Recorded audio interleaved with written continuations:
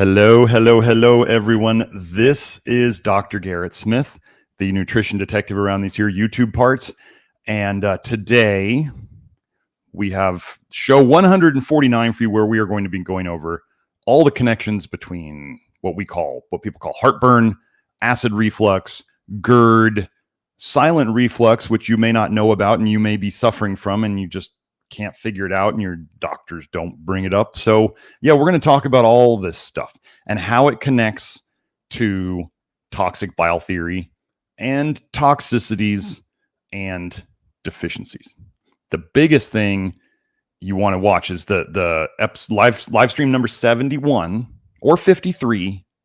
Those kind of go over the foundations of toxic bile theory. Those you want to understand, because that is the basis of all of this. And this show, just to prepare you guys, this show is going to be just the GERD part is probably going to be 2 to 3 hours. So settle in. This is not going to be short. And if you want to find more from me after the show or during the show, go down into the text box down there. It's got all my links. It's got products that we like and we endorse. You can find, nutritiondetective.com is my main website. If you want to find the do-it-yourself Love Your Liver program and start fixing yourself that way, like a lot of people in the chat are already doing, that's at members.nutritiondetective.com. And then we'll just get started. So, I saw a quick little testimonial in the live chat. Gretchen said, "Good morning, all. So psyched for this live stream. GERD, as in gastroesophageal reflux disease, was one of the first things to clear up for me after following a low vitamin A diet and the Love Your Liver lifestyle. Love you, Dr. Smith. You're the man." See, and I want you to all understand, before I go into this big topic, couple of things. One, I don't have protocols. Like if somebody came and said, "How do you fix acid reflux? How do you fix GERD?" The same way I fix everything else. We fix the liver, we fix the toxicities, we fix the deficiencies. We do the same thing. Now, this confuses some people because most people have been taught that all these diseases are very individual and they're distinct from each other and they're different patterns and different mechanisms. No, it's not. This is why I don't have protocols for various diseases, is because it is all rooted in your liver injury, leaky toxic bile, and that is what is you're self-poisoning yourself with the toxins that you have stored in your liver, and they leak into your bloodstream and they cause all of your problems. Or what we're going to talk about today with GERD is that it's coming backwards up into your stomach and possibly all the way up into your mouth. Wait until you see the connection between GERD and teeth erosions. Like your teeth dissolving, degenerating, that kind of stuff, decalcifying, however you want to put it, demineralizing. It's the same thing. It's bile and acid eating away at your teeth, coming all the way up from your stomach, all the way from your liver, all the way up. Okay. So now another thing I wanted to go over real quick here, because Will Neville has talked about, there's acid reflux and there's bile reflux. No, it's all I'm going to go over. Somebody could have a reflux that symptomatically can be relieved with baking soda or another bicarbonate, another alkalizing agent to nullify the acidity of it. Yes. And some people have their symptoms relieved better by activated charcoal, which is very specific to helping adsorb or grab onto bile.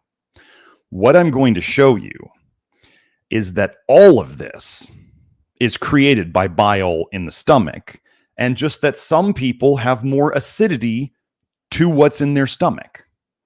And that does cause more problems. So if you just had bile, that's one set of problems. If you have acidic bile in your stomach that's going up into your esophagus and other places, that's even worse. So if it was just bile, that responds to charcoal. If it's bile plus acid, then it'll respond more to like bicarbonate. But I want you to realize that none of those things are actually solving the leaky toxic bile problem. The charcoal is helping to soak up some of the bile and it'll get rid of some of it when you poop it out, but it's not getting down to the real nitty gritty. So let's get into that now. Let me find my first link. We got lots of links to go over, and I tried to. This is so big. This topic is so big. Joe, you can show it now. That I'm trying to keep it organized. It's really big. So let me make this a little bigger. So this paper here, Global, Regional, and National Burden of Gastroesophageal Reflux Disease, 1990 to 2019. Update from the GBD 2019 study. Okay. Got one paragraph in here. Let's find it. Okay. Typical GERD symptoms include heartburn, right? Heartburn where it burns in your chest, right? And acid reflux. This is what most people think of it. Okay. We're going to show there's a lot more to it. Histological changes in the esophageal mucosa, that's the skin of the inside of your esophagus, can be categorized into non-erosive reflux disease. So it's not degenerating, it's not eating it away. Reflux esophagitis, inflammation of your esophagus, and Barrett's esophagus. That's real bad. That's like alcoholic. That's like the tears in the esophagus. It's bad. GERD can also cause a variety of extra esophageal, so that means outside of the esophagus, manifestations including, listen to this, asthma, cough, sore throat, throat clearing, and unexplained chest pain. Acid reflux, or GERD, can cause asthma, cough, sore throat, throat clearing, and unexplained chest pain. Does it sound like something bigger than just stomach acid, doesn't it? And when we see how all these things connect to toxic bile, you start to understand this. So those of you who are like constantly, maybe you or a friend, you're one of those, and you're like, no, I don't have heartburn. This is okay. This is the thing you have to get through your head. You don't have to have heartburn to be having bile coming all the way up and causing you all sorts of problems. Asthma, cough, sore throat, throat clearing, unexplained chest pain. Those are called silent reflux. If you don't have acid reflux symptoms, these things, these are toxic bile in your esophagus, in your throat, even in your mouth. Okay? Due to its recurrent and troublesome symptoms and complications, for example, esophageal inflammation, stricture, that's tightening up, ulceration, eating holes, perforation, punching full holes, metaplasia, we're getting into cancers here now, and esophageal adenocarcinoma. GERD seriously lowers patient health-related quality of life. That's a lot of things connected to just a stomach acid problem. Oh, one of the other things I want to hit on. Your stomach is designed for stomach acid. There is nothing else in your body that is as designed to handle stomach acid as your stomach. So why would we ever think that it is stomach acid causing ulcers when your stomach is designed for that? Right? I want you to just keep that in mind.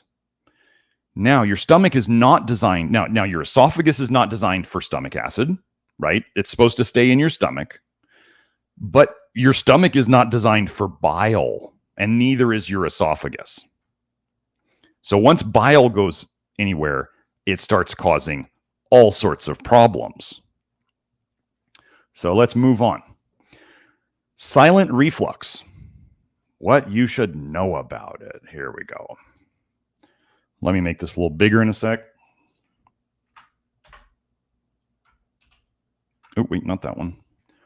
This one. So they have a new name for it. Medicine always needs new names for everything, right? Silent reflux, also known as laryngo, so your larynx up here in your throat. Laryngopharyngeal, so your larynx and your pharynx. Reflux doesn't cause any symptoms.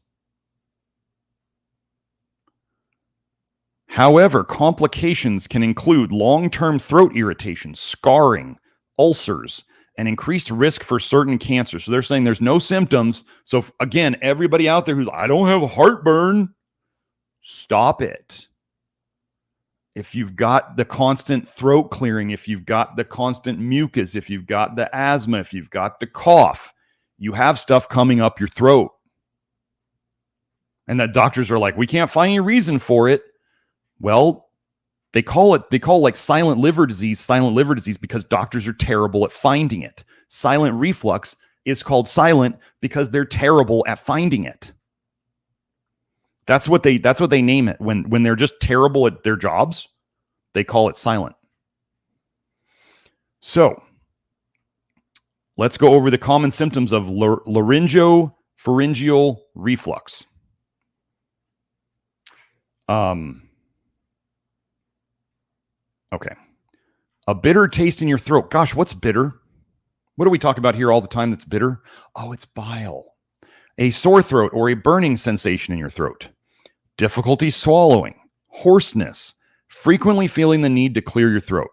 Chronic postnasal drip or feeling like you have drainage dripping from your nose into your throat. Asthma. Common symptoms of GERD, heartburn, nausea, vomiting, or regurgitation. Well, we know what that is. That's bile. Difficulty swallowing. Hey, do you know what we're going to go over in just about a second? Do you know what bile does to muscular tissues? It paralyzes them. It makes them not work well. Swallowing is a concert of muscles having to do their jobs in sync.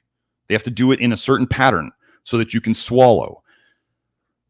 We're going to talk a lot about the lower esophageal sphincter. So think of the esophagus comes down. There's a valve there. Your lower esophageal sphincter at the bottom of the esophagus. It's a sphincter. It's a valve. I mean, it's a sphincter, so it tightens up and it closes. Okay, it has to tighten to close. It has to muscular action tighten to close, and that's what keeps things in your stomach and keeps them from going back up. So imagine if you had a muscle that had to close, but it became paralyzed. What position is it probably going to become paralyzed in? Open. If you have your stomach with stomach acid and bile in your stomach, and you have bile continually paralyzing your lower esophageal sphincter, and for those of you who have had gastroparesis, where your stomach is actually paralyzed, it's all bile. It's all bile. We're going to show that. So, dry, painful cough, bad breath, chest pain. So here's a funny thing that I was thinking about. You know how when people get sick, they get a cold or they get the flu? And we say here that it is a massive, prolonged bile dump. Why do people get sore throats when they get sick now? Are you understanding how this happens? So this is all related to the same cause. They may show up as different symptoms slightly because what makes the changes in this? Well, you're different. So your bile is toxic. There's the bile acids. There's the toxic metals in it. There's the fat soluble toxins in it, the forever chemicals, the Teflon, whatever you've had come into your system. There's the copper. There's all these things in your toxic bile. The recipe of your toxic bile can change the symptoms that you experience. So the recipe of the toxic bile, and we're going to go over different recipes. They show in here that there's different recipes of the bile that's in people's stomach that makes things better or worse. They only talk about bile acids, but we talk about all the other toxic stuff that's in it. So then there's that. And then there's the amount of bile. So just more bile would be more of a problem. There's the nutrient deficiencies that somebody has. There's genetics. There's stress. There's all sorts of things that can get into this pattern. So you go, well, why does my dad have heartburn and I don't? Because you're different. These different things show up in different ways in different people because of the grand recipe of things. If you want to believe you're a unique snowflake, then believe you're a unique snowflake. And that's why you don't get the same things as somebody else. Okay? Now, well, this kind of makes it obvious. Gastroesophageal reflux disease and dental erosion. The role of bile acids. Well, how would bile acids get into your mouth? Well, there's two ways, actually. One would be coming right up from your throat. The next would be it gets into your bloodstream, which is what we talk about all the time here, and then your body turns blood into saliva, and then it comes in your saliva. So your teeth could be having straight up bile coming from your stomach up, or you could be putting it in there. Bile acids. What do they do to teeth? What does bile do to teeth? Probably wonderful things, right? Dental erosion was more prevalent in GERD patients than in controls. 27% versus 7%. Now, here's the recipe thing. In the GERD presence, the amount of glycocholic acid was greater in patients with dental erosion. So there was more dental erosion in the GERD people than the normal people. And then the people who had GERD, the ones with more dental erosion, had more glycocholic acid. Do you see the recipe thing now? We're just going to start on the recipe. So let's keep going. I gotta keep this moving because, man, we got a lot of stuff to go over today. Management of bile reflux. This is going to be great. So for those who make a big deal about, acid reflux or bile reflux, hold on. I'm going to take a drink of my Naya Soda Black, thanks to Kelsey. Got to get about half this down here.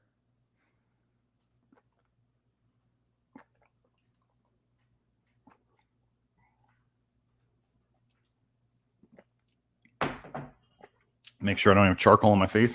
Okay, I'm probably not going to flush today because I already did a niacin flush this morning already. I want you to pay attention. This is an MD who is an expert in bile reflux.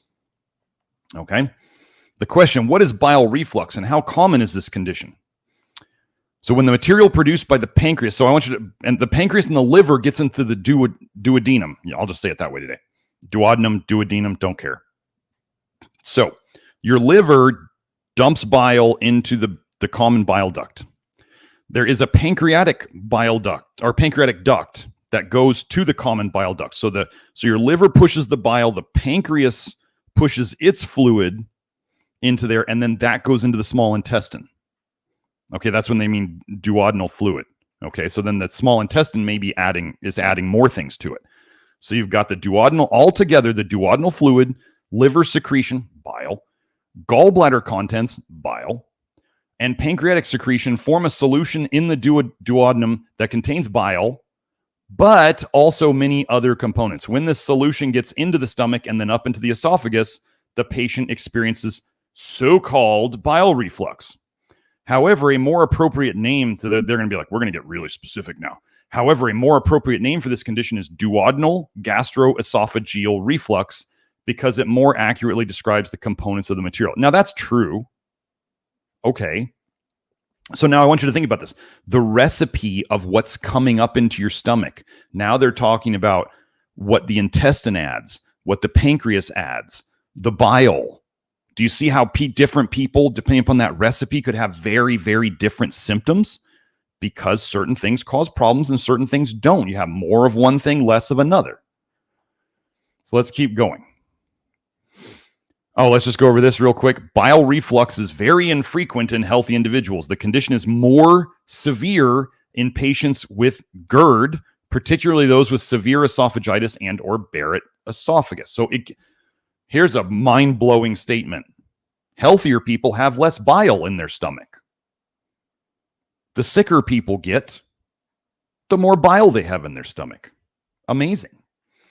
This is key thing here. How is bile reflux distinguished from acidic reflux? Read that again. How is bile reflux distinguished from acidic reflux? It is not possible to distinguish bile reflux from acidic reflux in terms of signs and symptoms because they look exactly the same.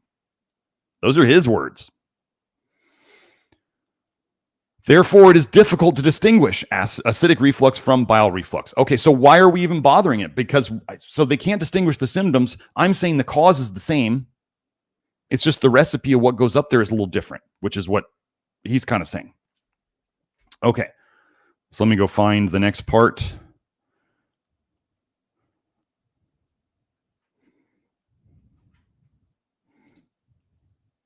Okay. What are the most common treatment options for patients with bile reflux? The treatment for bile reflux is the same as the treatment for acidic reflux. In general, everything that can reduce acidic reflux can reduce bile reflux. Examples include lifestyle modification, weight reduction, and the avoidance of eating immediately before sleep or being in the supine position immediately after meals. Notice how he's not going to talk about the types of foods. In addition, smoking has been found to be a factor in the development of acidic reflux. Thus, all of these factors should be applied to bile reflux as well, because it's the same problem. But have you ever heard about bile in your stomach in regards to GERD or acid reflux or any of that stuff? You've never heard of it, I bet. Never, ever heard of it. You come here, you get to hear about it. And then you get to hear that the things that help the bile reflux also help the acidic reflux. How amazing is it? Hey, Dr. Smith, do you have a protocol for bile reflux versus acidic reflux? No, because it's the same problem. Let me see. Was that it?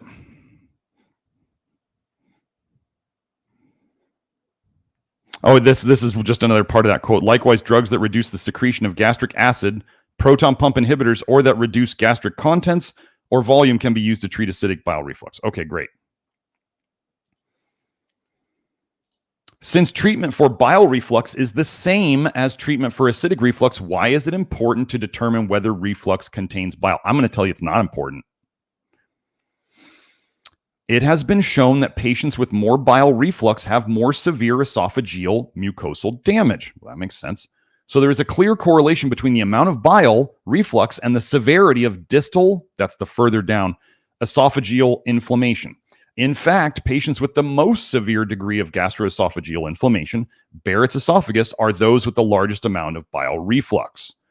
Thus, the importance of bile reflux has to do primarily with the severity of the damage to the esophageal mucosa, the development of Barrett mucosa, and potentially the risk of cancer. So they have to scare you into cancer, into like getting cancer treatments, right?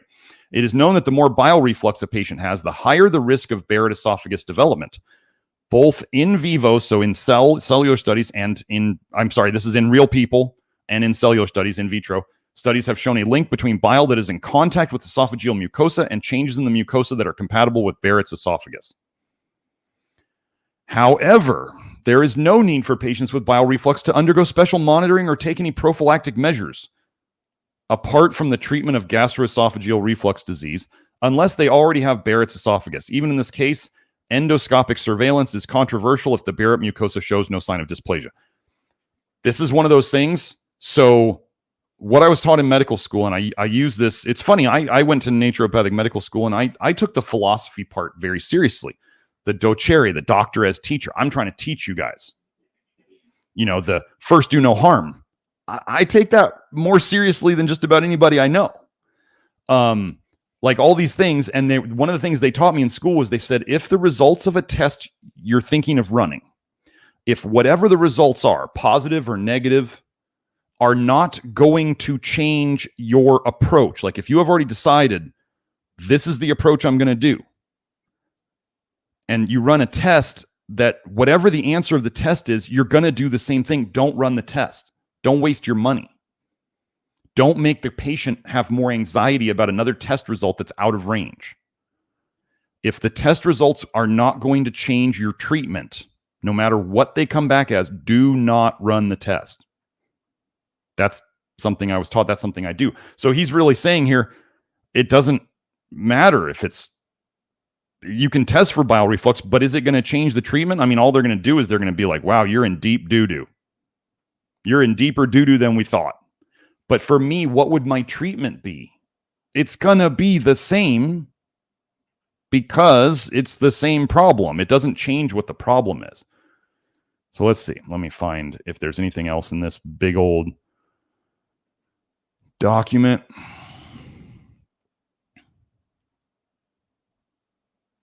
Nope, we're good. Okay. Here's a hypothesis paper.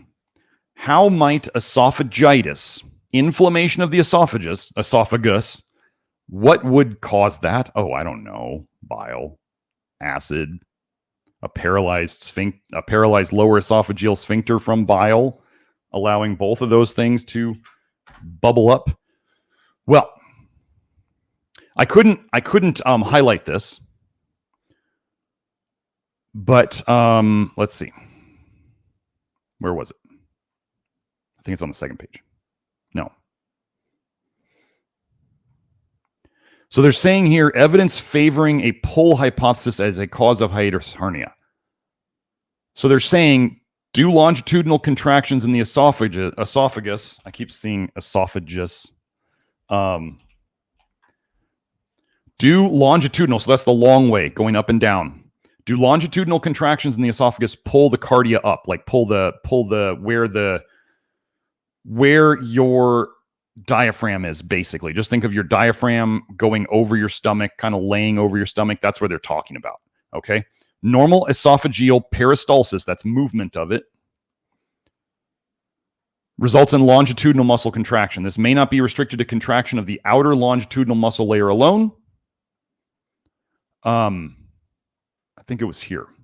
The fact that longitudinal esophageal contraction occurs in every peristaltic event is indicated by the radiographic, so that's like X-ray, observation of markers placed on the esophagus by the records from strain gauges and by ultrasonography. Let me just simplify this. They're saying that there's a lot of muscle contractions going on. Your esophagus is a tube of muscle. Okay. If herniation of the cardia, that means like hiatal hernia, into the hiatus, right? Hiatal hernia does not occur when healthy people swallow. What mechanisms prevent this from happening given the apparent magnitude, the strength of longitudinal shortening in the mid portion of the esophagus and the considerable strength of the esophageal longitudinal muscle layers? One possible explanation is that the neuromuscular function of the region, how well the brain and the nervous system are making it work, between the longitudinally contraction mid-esophagus and the lower esophageal sphincter region serves to neutralize the axial upward force. Okay, so what they're saying there, they're saying, why doesn't everybody get a hiatal hernia? Because the muscle contractions are trying to pull that up. What is keeping it down? Well, your other muscles are keeping it down. Okay, so for those of you who have had hiatal hernias, what I'm about to go into, here we go. So they're saying that there's the normal muscle contractions in a healthy person who doesn't have a hiatal hernia are keeping the esophagus and the cardia, that part, down. It's not breaking up through, which the hiatal hernia, I'm not going to explain hiatal hernias right now. Why doesn't that happen to everybody? Because the muscle contractions happen to everybody that would pull it up. But why is it not staying down? Okay. Let me just go back to this fun paper done by the Rockefeller Institute, 1906, I think. Studies on the toxicity of bile, part 2. But this was by the Rockefeller Institute, yes. And let's go down here and find, okay. To sum up briefly, it may be said that bile, according to the present almost universally accepted view, contains a toxic element which is capable of producing nervous depression. That doesn't just mean you feeling sad. That means the whole nervous system is like down-regulated. Coma and paralysis, but does not contain any element which can produce excitation and convulsions. Don't worry about that last part. Coma and paralysis. What do you think if your lower esophageal sphincter and all those muscles that are supposed to keep your stomach down are sort of paralyzed or comatose or just not functioning right? What happens? Well, the sphincter opens up and the muscles let your stomach start coming up because every time you swallow, your esophagus is yanking up on it, and then you get a hiatal hernia. Okay? So, now, let's do a fun one. Let's look at the foods we suggest not to eat, and then let's look at heartburn foods. So let's get back up here to the top. Let me make this a little bigger. I don't think this is showing my highlights. Let's see if it's going to do it. Maybe not. What food should you avoid with acid reflux? Let's go look. Oh, this is one thing. Now, so if you guys want to do something to help with your reflux, I mean, how much you eat and when you eat, like eating right before bed and putting a big old meal in your stomach right before bed, that's not good. Generally, eating right before you go to sleep is not great for you at all. But the position of your body after eating, this is where they keep trying to do anything other, most of the time, they try to do anything other than telling you that it's what you eat. So the position of your body after eating, the amount of food you eat during a single meal, yeah, the more you eat, the more it's going to be bad. And the type of foods you eat. So this is Healthline, so they're going to talk about these foods. Okay, what do we not eat an excess of on the Love Your Liver program, folks? How do you cause liver problems and gallbladder problems and toxic bile leakage problems? There's 3 dietary methods in the research that they use to create cholestasis, which is toxic leaky bile. They either do a high-fat diet or a high fructose diet or a low-protein diet. High-fat meals and fried foods will aggravate GERD. Shocking. What would they trigger a big dumping of? Bile.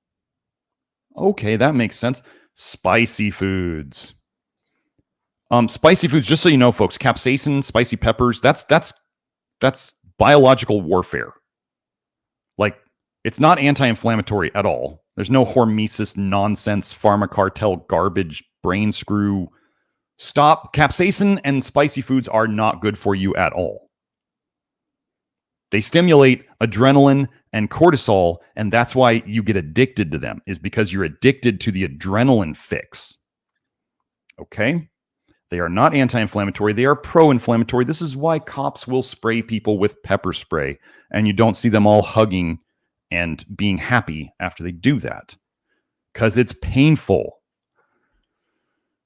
So, 2017 Korean study found that hot, spicy stews led to GERD symptoms in more than half of the assessed cases.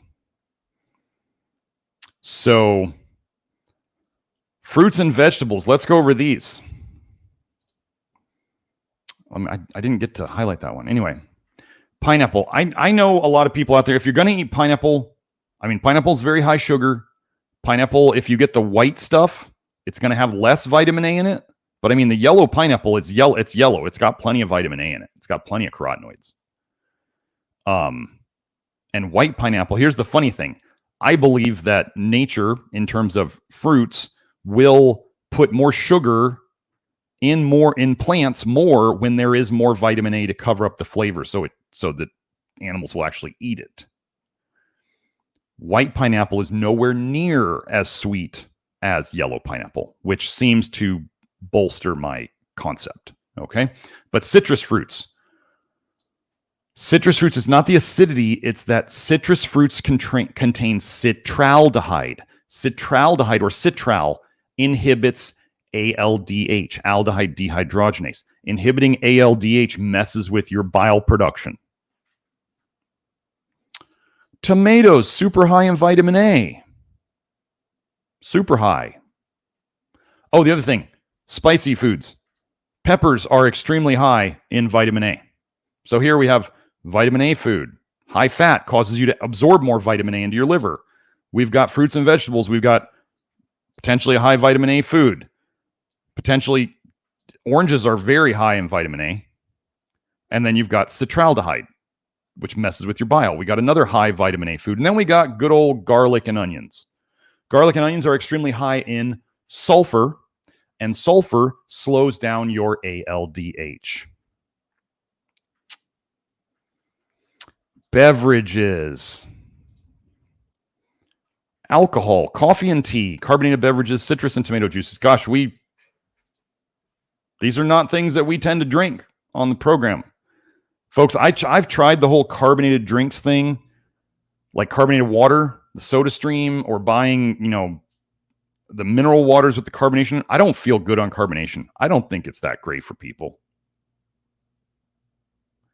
So Oh, yes, let's go over other things that we don't do on this program. Chocolate, full of copper and cadmium and polyphenols and stuff we don't want. Polyphenols slow down ALDH. Mint, mint has been shown sometimes to relax the lower esophageal sphincter in people. So even though people will take peppermint for some stomach issues, it can actually aggravate heartburn. Heavily processed foods, well, those aren't good for anybody. Antibiotics damage your liver. Aspirin damage your liver. Bisphosphonates damage your liver. Alpha blockers, nitrates. Calcium channel blockers, just a bunch of drugs. Iron or potassium supplements. I'm going to say this right now. Some of you may be sensitive to potassium chloride. Potassium chloride, which is something that we have as an option on the program. Some people's stomachs don't handle potassium chloride at all. It's just the way it is. I don't know why. I tolerate it fine. Other people do it and they're like, I can't take it. And okay, don't. It's not that hard.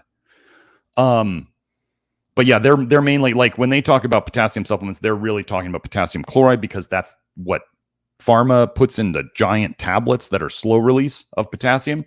And but potassium chloride is great. We use it all the time in 50/50 salt. That's about it. But yeah, so you look at all the drugs, chocolate, mint, heavily processed foods. So these are the foods that aggravate stuff. Okay, so that's just one of these tabs. Let's go into oh, wait. So that's kind of connecting it to toxic bile theory and what we already do. And you could see on that food list that people avoiding the foods in that food list, that's what we do in the Love Your Liver program. And then we see improvements. And this is also why I don't have to have a protocol for GERD. So now, did I do that last link, Joe? I think I did. Okay. Okay, here's this link. Bile, so now we get into, okay, so one of the things that fits into toxic bile theory, I used to call it bile to biome theory. Your toxic bile, when it goes into your gut, will tend to destroy some of the gut biome that are not bile tolerant, as they call it in the literature. And then others that are bile tolerant will grow more. And then those commonly will make what are called secondary bile acids. Secondary bile acids are the worst bile acids. So then we get in, then those are reabsorbed through the enterohepatic circulation. A standard American diet person would reabsorb 95% of the bile they make that day. It goes right back to the liver, and then it can be pooped out. L6AS, I did a post on pork today on Twitter. Pork liver is commonly the highest vitamin A liver that's found. I've shown before that lard factor is a synonym for vitamin A in the fat of pigs. Just because the USDA doesn't test for anything other than retinol does not mean there are not retinaldehyde and retinoic acid in crazy amounts in pork. If you eat pork, good luck. It's not in the program. So, bile reflux alters the profile of the gastric mucosa microbiota. This is where you get into like chicken or the egg. The toxic bile changes the gut biome. The gut biome makes the bile more toxic. That goes up to the liver. The liver's damaged from the toxic bile. Now that it's even more toxic that it has to process. It puts it back into the bile. You got extra toxic bile going down, making the biome worse, making more toxic bile. It's all in circulation. So, they both affect each other. That's the key thing. Bile reflux can cause inflammation, gastric mucosa atrophy. Atrophy with muscles is a very bad thing. And diseases such as stomach cancer. Alkaline bile flowing back into the stomach affects the intragastric environment and can alter the gastric bacterial community. So we're just talking about pH here. Because your stomach is acidic and bile is generally regarded as alkaline. I know we call it bile acids, but the bile overall, it's kind of like the whole lemon thing where it's acidic, but the overall mineral content and all that stuff, it's alkaline. So Let me see if there's anything else on this one. So we're just showing that the microbiome, this is what this browser window is about. There was a marked difference in the microbiota structure between patients with and without bile reflux. So there's a difference in the gut bacteria, in the stomach bacteria.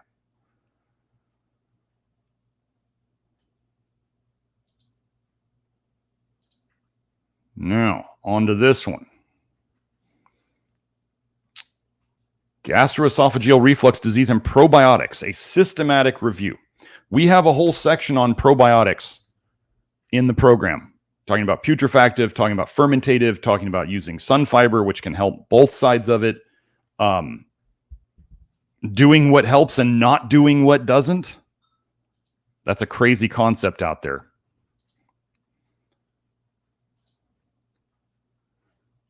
Let's just go over this part. One article reported on 2 probiotic groups. Thus, 14 comparisons were included in selected studies, of which 11, 79%, reported positive benefits of probiotics on symptoms of GERD.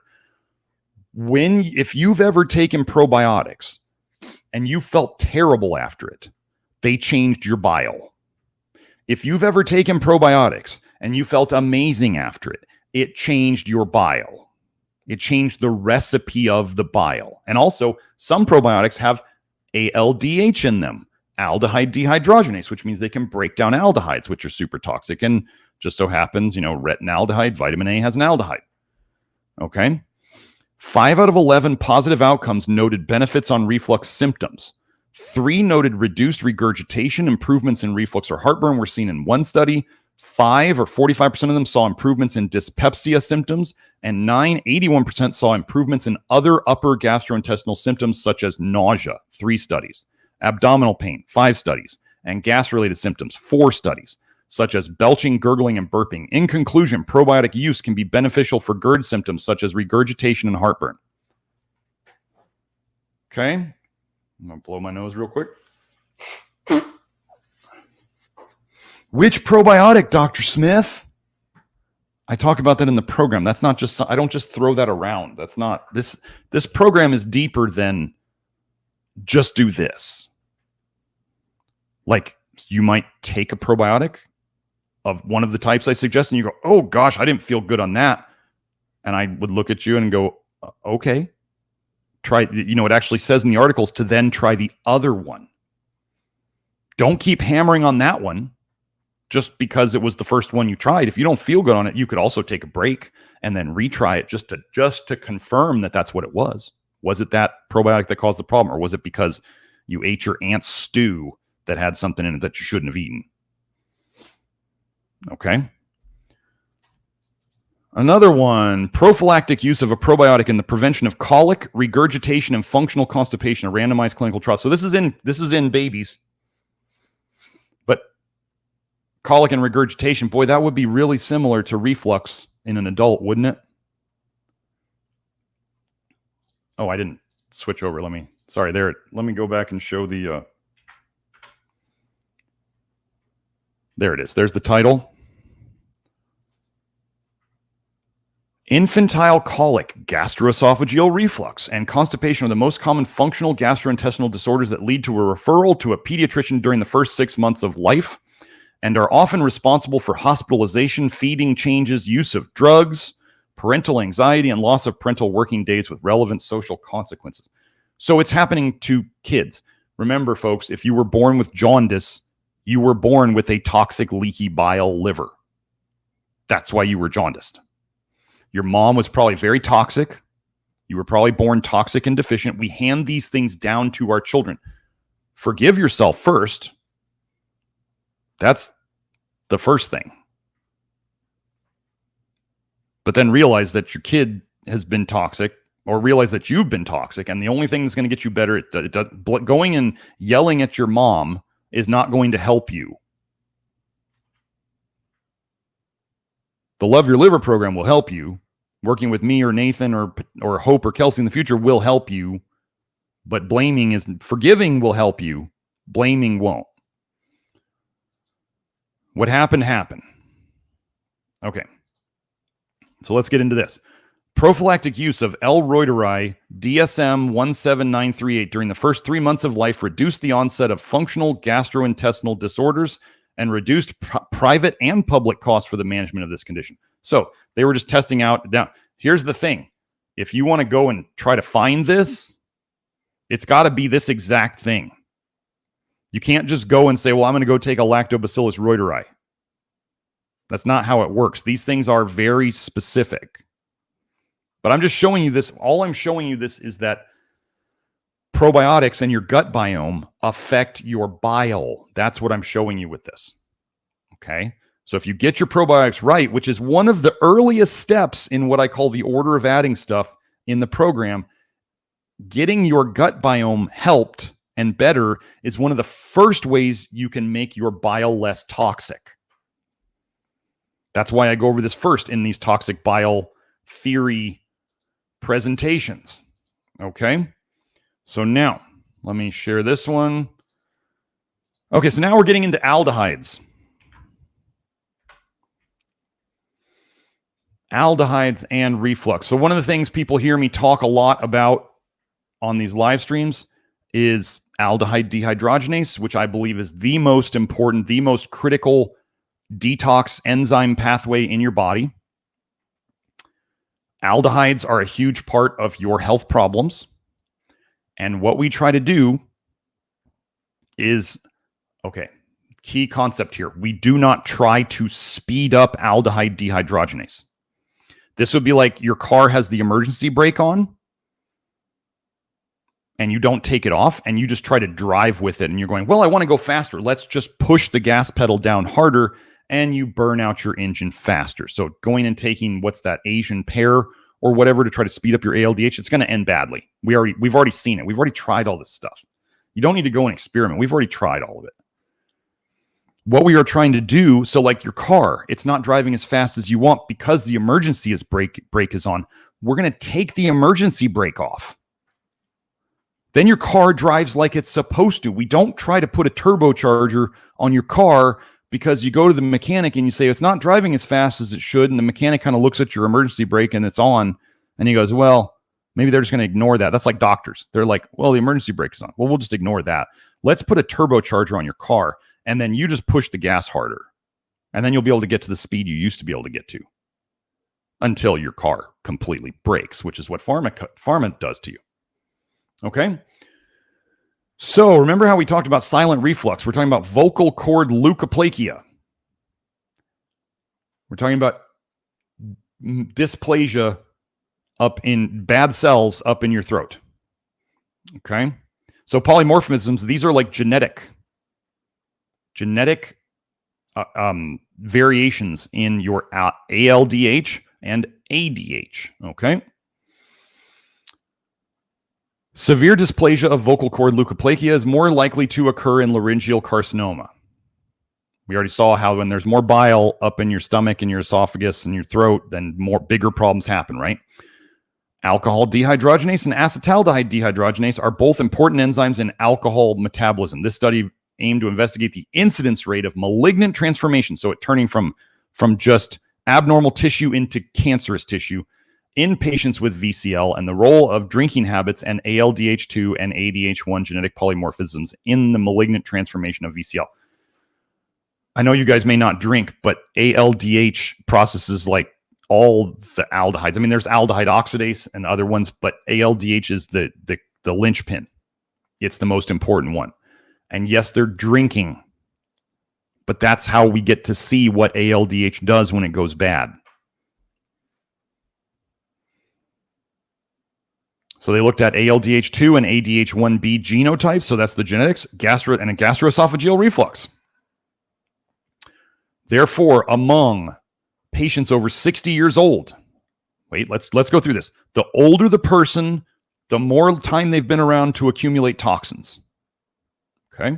And the slower their detox is going because they've got more toxins. This is one key point you must understand. The more toxic you are, the slower your detox goes. The more bottlenecks you have, probably the more nutrient deficiencies you have. You do not get to go and put a turbocharger on your detox because your detox sucks. accept it, realize it. Don't go into this like pig-headed and stubborn and you're just going to push the gas until you get to where you're going. No, you'll probably accelerate around a corner and fall off and make yourself feel worse. This happens all the time. People don't listen to me. They think they're going to be the one who pushes through the program the fastest ever, and then they get their ass kicked by their own liver and their own bile, and then they go, "Oh yeah, you were right." And I go, "Tried to warn you." So, an ALDH2 inactivated mutation. So they got this, and then so they got a slow ALDH. And excessive ethanol uses up your ALDH. And tobacco consumption. You people out there who are, oh my gosh, if you got sucked into the tobacco and nicotine nonsense, I'm sorry. Tobacco and nicotine is not going to save anybody. Are potential contributors to the malignant transformation of vocal cord leukoplakia. So it gets worse, right? Slow ALDH2 makes bile problems worse. Ethanol uses up the nutrients that run ALDH and it just runs the enzyme, uses it up. Tobacco's just not good for you. Come on. Inhaling smoke of any type has never been good for you. Never. And then the older you are, the more toxic you are. And cancer is toxicity. Okay, so let's move on.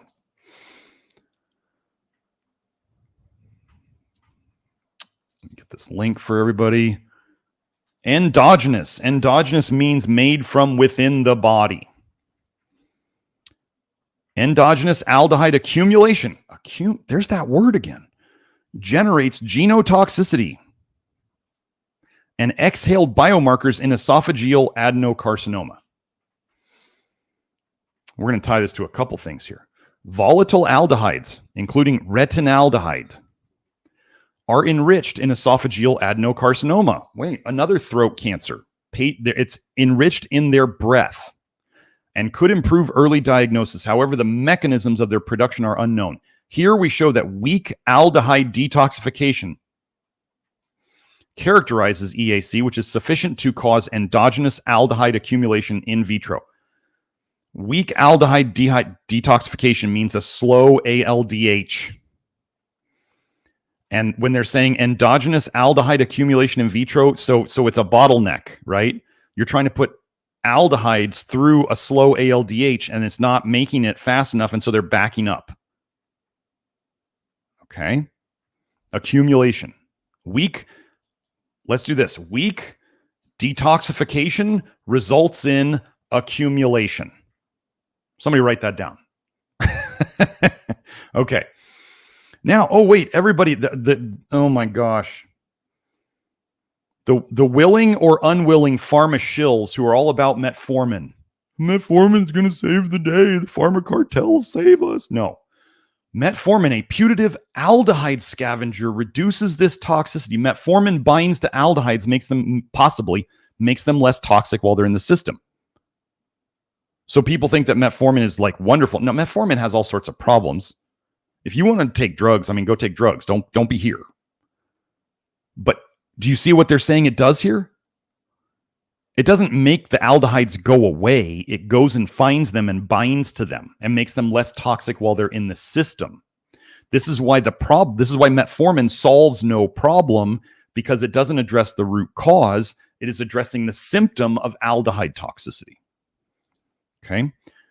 Tissue and breath concentrations of the medium chain alkanol, decanol, these are all both aldehydes, AL, are correlated, and increased decanol is linked to reduced ALDH3A2 expression. Oh, slow aldehyde dehydrogenase, you get more aldehydes. Isn't that what we're saying? I think that's all in this one.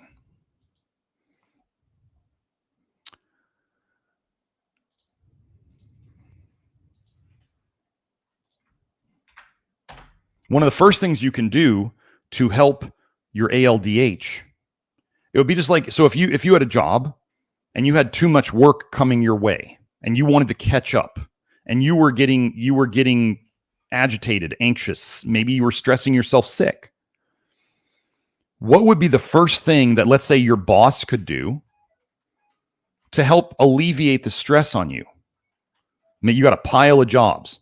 The boss could stop sending you work, right? So you can look at your pile and it finally starts getting smaller and you feel like you're getting somewhere and you feel better and you're like, oh, I'm going to get there. I'm going to catch up. This would be like you putting less aldehydes in your cake hole, or things that turn into aldehydes, like alcohol, like vitamin A. So the first thing, it is always more important to put less toxins in than to try to like force detox or take more nutrients. It's always more important to put less toxins in, because then that reduces your nutrient needs and it reduces the toxins in your system. Okay, so let's keep going. Deficient aldehyde dehydrogenase 2 is associated with increased risk for esophageal squamous cell carcinoma in the presence of gastric hypochlorhydria. This is low stomach acid. Wait, folks, stomach acid is acidic. What are we talking about that comes into the stomach that's alkaline, that makes the stomach less acidic? Oh, that's bile. Wait, I say aldehyde dehydrogenase problems are connected to bile problems. Don't know what YouTube's going to do about this. I'm not going to say this because I just don't need to get shadow banned or whatever. Deficient aldehyde dehydrogenase 2 is associated with an increased risk for esophageal squamous cell carcinoma. The local metabolism of carcinogenic acetaldehyde. If you are drinking alcohol, carcinogenic acetaldehyde in the upper gastrointestinal tract could be involved in the association. I did do this one, right? 205. Okay. This is an interesting thing. I didn't see this one. Since an anacidic stomach, I guess they're saying no, that means no acidity? I would think it'd be unacidic? That's a weird word. Since an anacidic stomach can promote bacteria-catalyzed local acetaldehyde production. Remember how I told you the gut biome can have ALDH or ADH, but they're saying here it can make it. The gastric acid level could also affect acetaldehyde metabolism. Let me see. Let's go down here. Microbial production of carcinogen acetaldehyde in the presence of gastric hypochlorhydria, low stomach acid, is most probably involved in the mechanism of ALDH2 related susceptibility to esophageal squamous cell carcinoma. Yeah, anacidic, Joe got me the definition here. It's a condition of an absence or low level of acid in the stomach. Okay. So, thanks, Joe. Now, one of the other aldehydes that I like to look at, because they study this more, is malondialdehyde. Malondialdehyde is an aldehyde formed from the infamous PUFAs, especially the processed isolated vegetable oils. Okay, vegetable oils are bad for you because they're full of PUFAs, and fish oil is bad for you because it's full of PUFAs, and PUFAs oxidize, and this is one thing nobody talks about, when they oxidize, they turn into malondialdehyde. That's one of the biggest things they turn into. Malondialdehyde itself, I've shown this research before, malondialdehyde itself inhibits ALDH. Wouldn't that be like the perfect toxin to take in something that inhibits its own detox? That's bad. Okay. Oxidative damages are critical in the pathogenesis of reflux esophagitis, inflammation of the esophagus from reflux. Implication of antioxidants in its treatment. I don't care about that. Don't take antioxidants. Don't do what's in the Love Your Liver program. Otherwise, disregard the whole antioxidant theory of health. It's garbage. The facts that the severity of reflux esophagitis cannot be accurately predicted on the basis of acid exposure. Wait.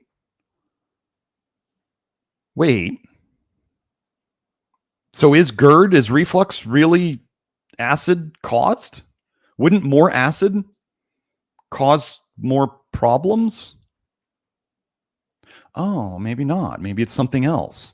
The facts that the severity of reflux esophagitis cannot be accurately predicted on the basis of acid exposure, so it's not dose dependent on the acid. And acid suppression treatment is not enough for the complete healing, suggested that other damaging factors might be involved in the pathogenesis, the creation of the disease of reflux esophagitis. So they suppress the acid. It doesn't fix it completely. And they can't tell you how bad your symptoms are based on the amount of acid in your stomach. Must be something else then. What they found, significantly increased amounts of malondialdehyde. Yeah, there's that. So that's the first one. That's what they found in the treated groups. So now let's go to the next one. So just reducing, getting rid of all those stupid added oils, the added fats that we add to our foods. Like added, I love when people are like, I don't eat processed foods. And I'm like, do you eat oils? And they're like, yeah. I'm like, maybe you missed the what processed foods are class. If they're like, I wouldn't eat sugar because it's processed from sugar cane. And you're like, but olive oil?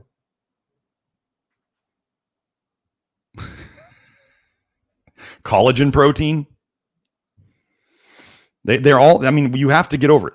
Processed foods can be used, but you don't want to use them very much. You want to use them minimally. But you have to understand what a processed food is. Okay. Did I already go over this one? Was this the same one? In duodenal model? No, this is a different one. Okay. So oxidative damage. Did I put this one up? Yes. 2-4. Yeah. Okay. Oxidative damage in an experimentally induced gastric and gastroduodenal reflux model. So this is both. So there's got gastric reflux, which is supposedly the acidic one, right? And then they got gastroduodenal, which is the stuff with bile in it and the pancreatic fluids and all that stuff. What do we got? Mucosal. Oh, this is, so again, the recipe. Think about the recipe here. Mucosal damage was greater in the mixed reflux group compared with the gastric reflux group. I told you bile plus acid is worse. The stomach is designed for acid. Malondialdehyde and carbonyl content in the serum, in the blood, and DNA damage in lymphocytes, white blood cells, were significantly increased in both reflux groups. At 9 and 12 months, oxidative damage was increased in the mixed reflux group compared with the acid reflux group. More bile, bigger problems. Mo bile, mo problems. Somebody write that down too. Anyway, I'm in a mood today. Okay. Again, serum malondialdehyde and carbonyl content, as well as lymphocyte DNA damage, were significantly increased in the setting of acid and mixed acid/bile reflux in these rodent models. Further, those serum and lymphocytic changes were associated with esophageal ulceration, eating holes, inflammation, and regeneration. Some of you may remember, what is it that's in bile that eats away at cells, layers of cells? Oh, vitamin A, retinoic acid. Retinoic acid is used on faces as chemical peels to dissolve the upper layers of cells. Gosh, what do you think you'd have if you had too much bile with retinoic acid in it constantly burping up against your stomach and your esophagus? Is your stomach designed for a chemical peel? No. Your stomach is designed for acid. It's not designed for bile, and it's not designed for a chemical peel. So, one more. The good news is, mo bile, mo blood bile, mo problems. I don't know. We'll have to work on that one, Joe. We'll have to fix that one. Protective effect of ECQ on the rat reflux esophagitis model. So they're giving this, they're giving a quercetin compound on experimental reflux esophagitis. Quercetin slows down bile production. It is a bioflavonoid polyphenol. It slows down ALDH. Short term, it can slow down bile production. So now that you understand what reflux is all about, short term, could we see quercetin improve acid reflux? Yes. This is called the duration paradox effect. It's where something helps in the short term or in cell studies, and long term, it does the exact opposite. It makes things worse. It causes the problem. So they induced reflux esophagitis by a surgery. Nice. So in the reflux esophagitis, they saw significantly increased amounts of malondialdehyde. So again, it's just, so they surgically did it. And they still saw the increase in malondialdehyde. Oh, but wait, they saw more. And in addition, ECQ inhibited the acid output effectively in reflux esophagitis. You remember what I was saying earlier? They couldn't tell the difference between bile and acid esophagitis or reflux. So if it's inhibiting this acid output, what's it probably also inhibiting? Bile. That's exactly what I'm saying. So we got that. Let's keep moving. Let's see. So there's not a lot specifically on vitamin A. You guys know that that's my thing. My thing. But there wasn't a lot on this. What I'm going to tell you is we have research before showing that vitamin A slows down the production of bile. Think of it as when you slow down people might say, well, why does that cause reflux? It's slowing down the production of bile in the good direction. So if you block things from going the good direction, what direction are they left with? The bad direction. Your liver is going to make bile. It's going to push out bile. If you block it one way, just like if you blocked a river, the river's going to build up and it's going to go around the blockage. It's going to go different ways. The law of unintended consequences. You plug one hole and you push it into another hole, okay? So let me finish my floosh.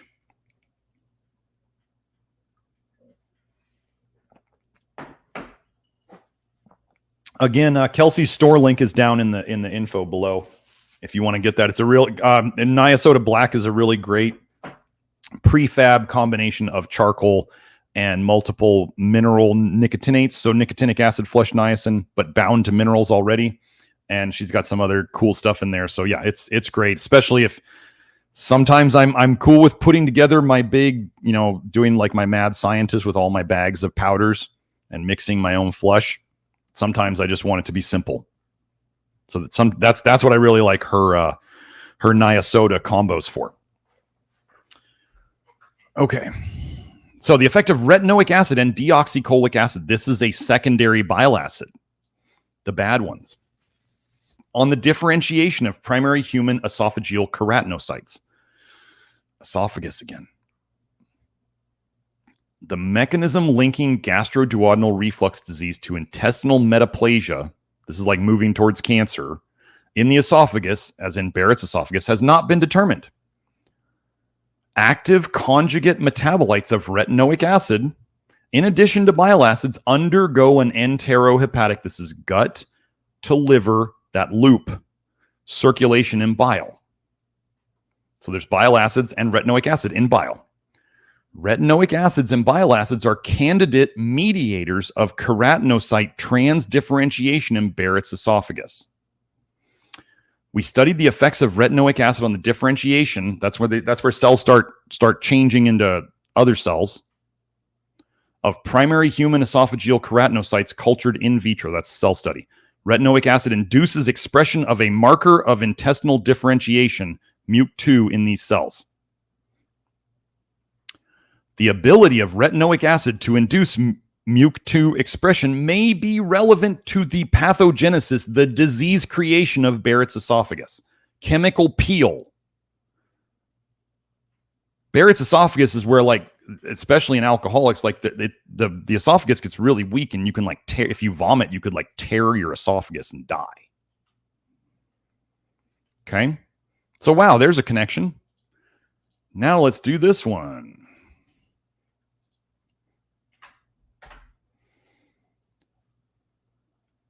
Retinoic acid-induced glandular differentiation of the esophagus. So RA, I just wanted this RA, retinoic acid. Barrett's esophagus occurs when duodenogastro-esophageal reflux causes squamous epithelium tissue to become columnar epithelium tissue by an unknown mechanism. Gosh, do you think it's the stuff coming up from the intestines and the bile and the stomach into the esophagus? Maybe. I love how they just act so dumb. They're like, oh no, we don't know why. Like, it's something in the stuff that they're refluxing up, smart guys. The bile acid, lithocholic acid, competes for the retinoid X receptor retinoid binding site. Wait. Let's cover this really well right now. People say you have to have active vitamin A, as in retinoic acid, to live. It's essential. Because they'll say it binds to the retinoid X receptors or the retinoic acid receptors. Did they just tell you that a bile acid competes for the binding site? So other things can bind to the receptor and do the same thing. I've been over this. I think in one of my articles on my old website, I showed there were 7,500 different compounds that they knew were agonists. They could bind to, I forget if it was the RXR or the RAR. 7,500 things. And then they actually even showed that you didn't have to have anything to bind to it to make it active. If you try to use the RXR or the RAR as your justification for wanting to take vitamin A or saying that vitamin A is necessary, you're wrong. Because other things do it. Okay. Wait. So retinoic acid biosynthesis. So people were making more retinoic acid was increased in Barrett's esophagus compared with SE was what? I forgot what SE was. Squamous epithelium. Okay. So retinoic acid biosynthesis was increased in Barrett's esophagus compared with squamous epithelium.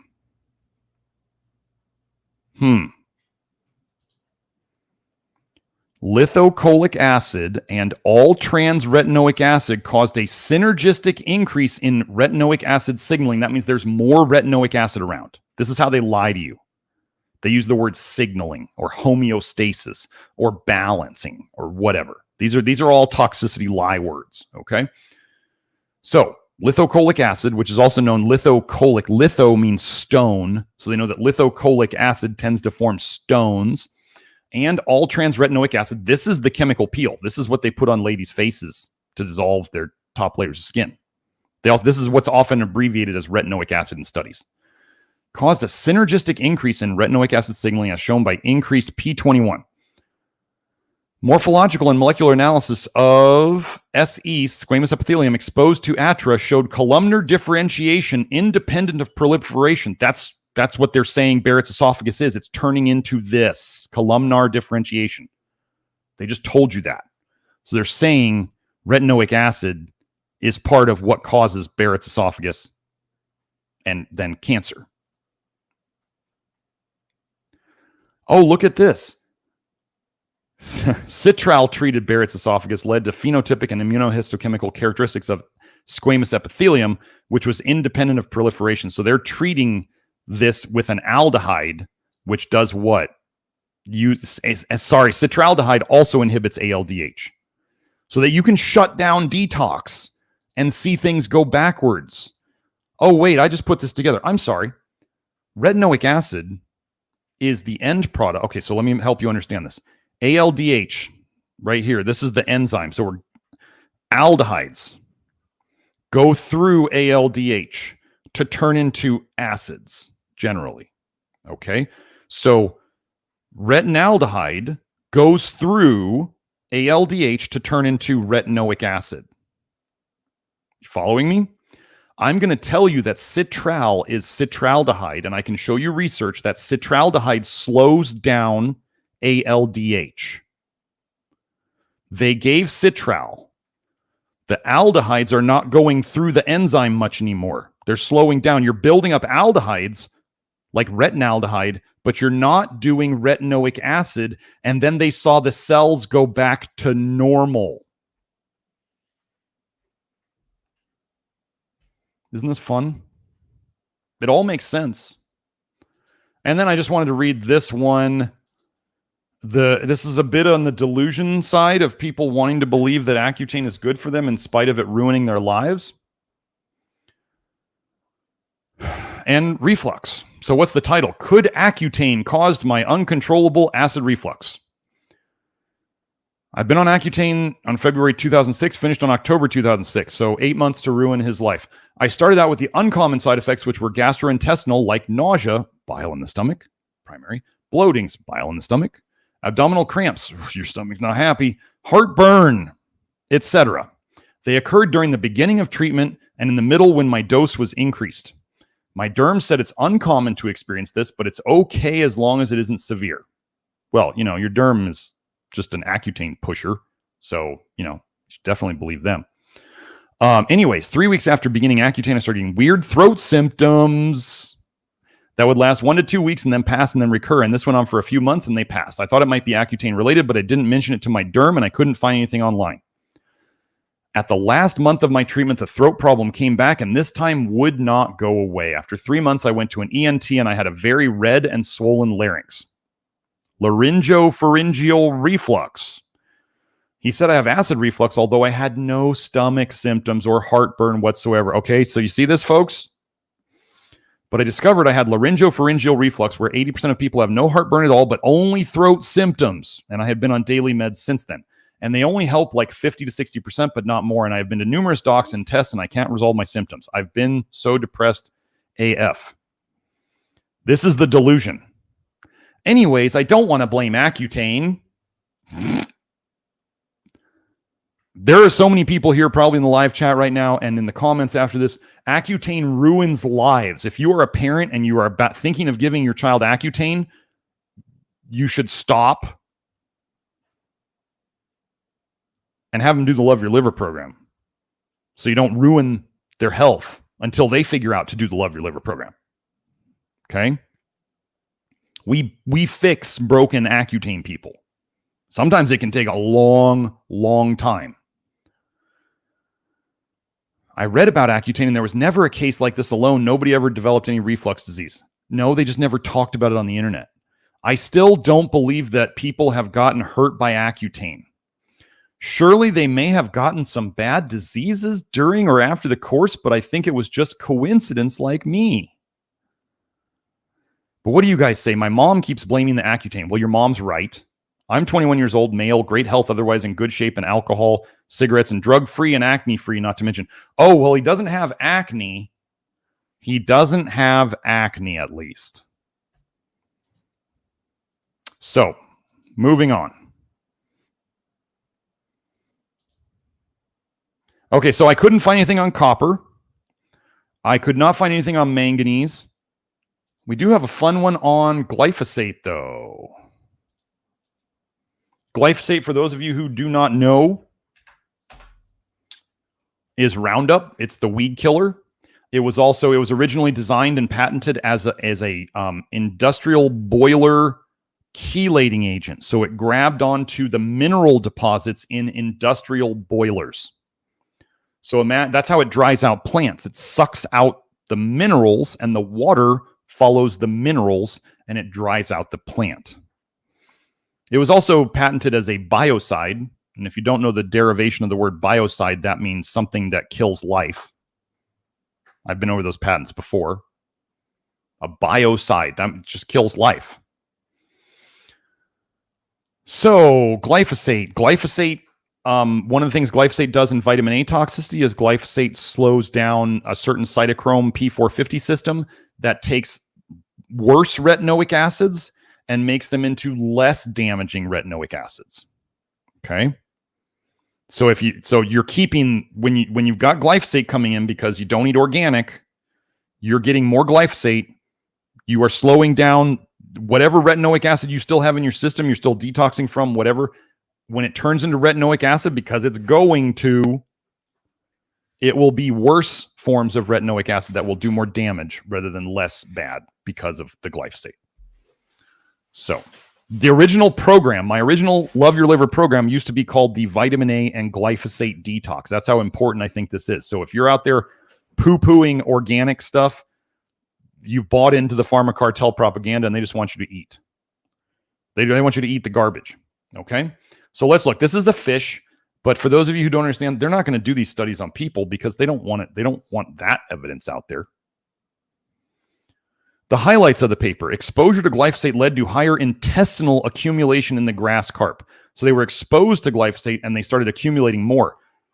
The more toxic you are, the slower your detox. The more you accumulate toxins, the more toxic you become, the slower you detox. Are you seeing the loop? Tissue injury in liver and gut and disturbed lipid metabolism, fat metabolism, like, I don't know, cholesterol, which is a detox molecule, were observed. Glyphosate declined biosynthesis of bile acids in the liver by interfering with related genes. When you do this, you cause liver injury. It's going to blow out the back at some point. Gut microbiota dysbiosis disrupted bile acid circulation and induced gut liver damage. Gosh, isn't this like toxic bile theory in a nutshell? Glyphosate does it all. Enterohepatic gut to liver axis dysregulation might contributed to lipid metabolism disorder. Well, they might need to work on their English a little. Here we investigated bioaccumulation, metabolism disorders, and mechanisms in grass carp after exposure to glyphosate. Higher accumulation of glyphosate and its major metabolite, aminomethylphosphonic acid, in the gut was detected. Intestinal inflammation, barrier damage, and hepatic steatosis, fatty liver, were caused by glyphosate exposure. Lipid metabolism disorder was confirmed by the decreased triglyceride, increased total cholesterol, and lipoproteins in serum, and decreased visceral fat.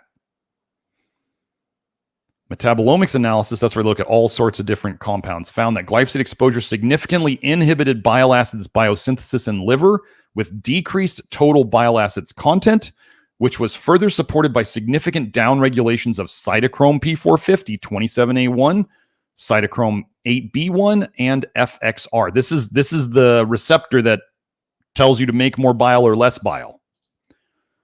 Moreover, the dysbiosis of gut microbiota contributed to the inflammation in the liver and gut by increasing lipopolysaccharide, also known as endotoxin, as well as to the declined bile acid circulation by reducing secondary bile acids. Well, that's a minor little positive in all of that.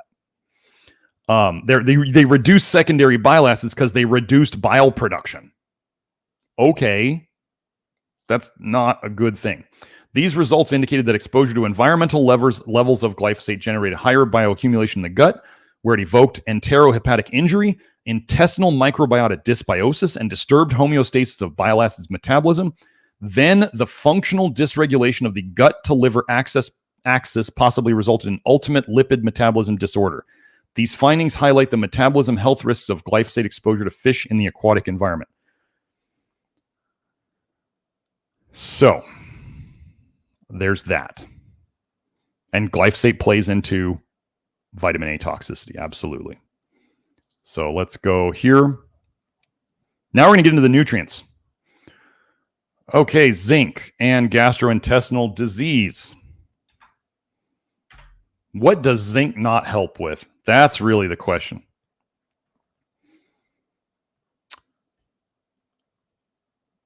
This is a review. Zinc enhancement of gastrointestinal epithelial barrier function may figure prominently in its potential therapeutic action in several gastrointestinal diseases. I don't think I have anything else on this one. Nope. Okay, so let's go to the next one.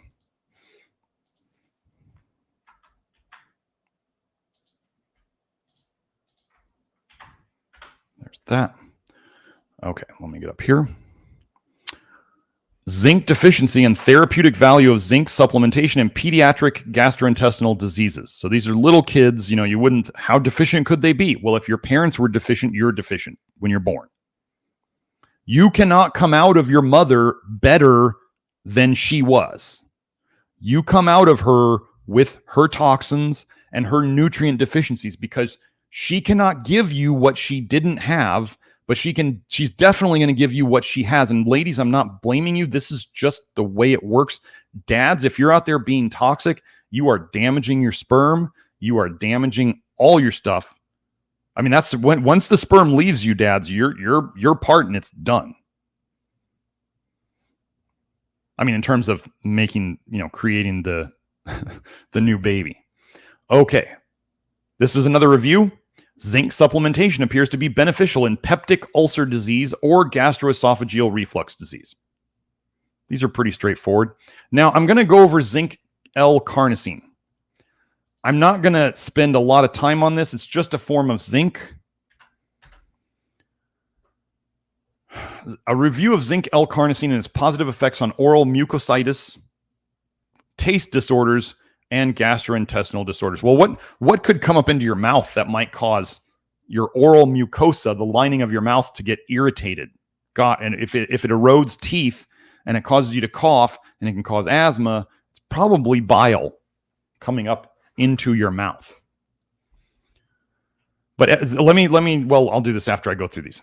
Okay, zinc L-carnosine, ZNC, is also called polaprizinc, known as pepsin GI, is a chelated compound that contains L-carnosine and zinc. There are several studies that support zinc carnosine's benefits in restoring the gastric lining, healing other parts of the gastrointestinal tract, improving taste disorders, that's just zinc, improving GI disorders, and enhancing the skin. Zinc is huge in your skin, and the liver. Okay, well, that sounds pretty good. The research supports its use for gastric ulcers, approved in Japan. I don't know what that means by approved in Japan, but maybe they allow companies to make a claim for it. Okay, so let's go to the next one, and then we'll go over zinc L-carnosine a bit more. The role of zinc L-carnosine in the prevention and treatment of gastrointestinal mucosal disease in humans, a review.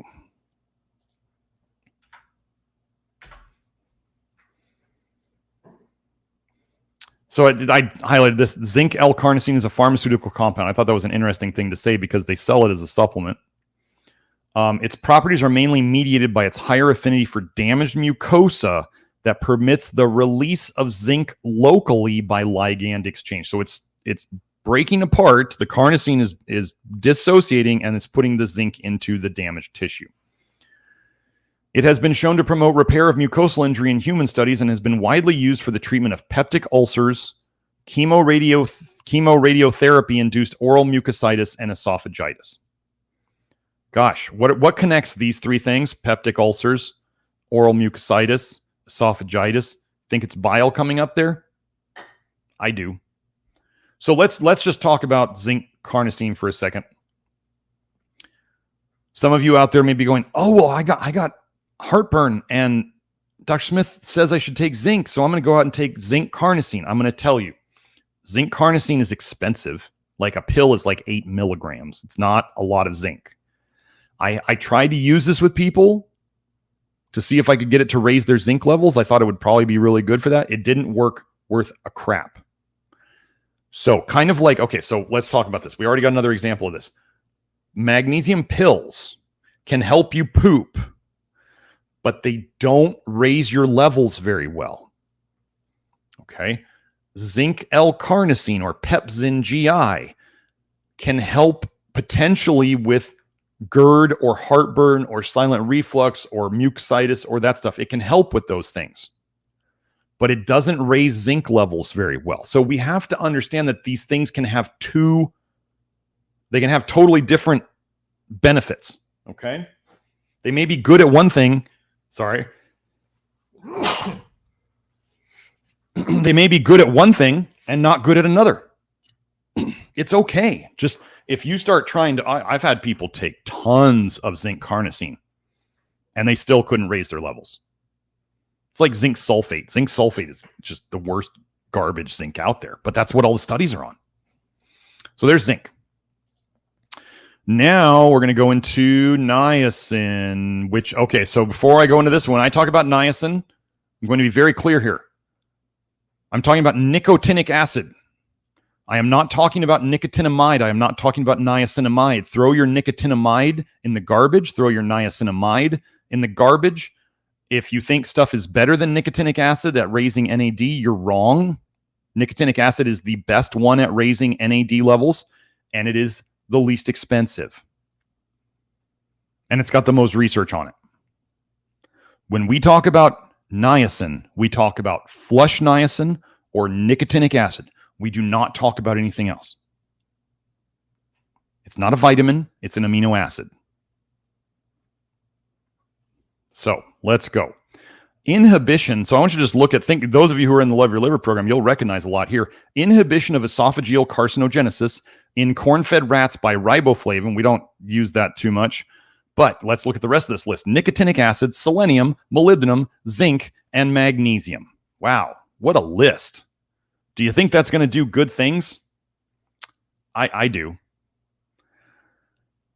The effect of individual vitamins and minerals on esophageal carcinogenesis was assessed by supplementing a diet based on corn that was marginally deficient in many micronutrients. The test diets were fed to weanling inbred BD9 rats for 45 days. They were then given 5 subcutaneous doses of N-nitrosomethylbenzylamine, MBN, over 2.5 weeks. That's how they gave them esophageal cancer. They gave them esophageal cancer by injecting a toxin. Cancer is toxicity. Don't think it's anything else. It's not your system's broken. It's your system's trying to deal with the toxicity. The diets were continued until termination 150 days later. At that time, all rats were still clinically normal. Marked reductions in the number of tumors and tumor-bearing rats were recorded in groups of rats given supplements of riboflavin, nicotinic acid, zinc, magnesium, selenium, and molybdenum. Various combinations of nutrients did not distinctly reduce the tumor yield further. However, tissue analyses suggest that individual supplements could enhance the status of other marginally deficient nutrients. When the experiment was repeated but was varied by commencing the supplements only well after the cessation of MBN exposure, inhibitory effects on tumorigenesis, or new tumors, was still exerted by most nutrients. We emphasize that these nutritional effects, along with the epidemiological evidence in humans, are relevant to early prevention. Also, the treatment of pre-malignant esophageal changes by high doses of these nutrients may be unwise. The merits of food supplementation schemes. Food supplementation schemes.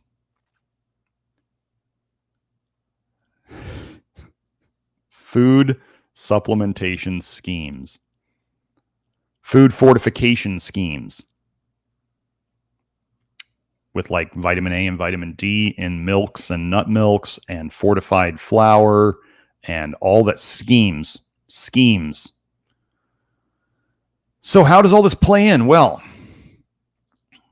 I have a whole show on magnesium. You might want to go watch it. Zinc we need for so many things. Guess what? Guess what you need molybdenum to run?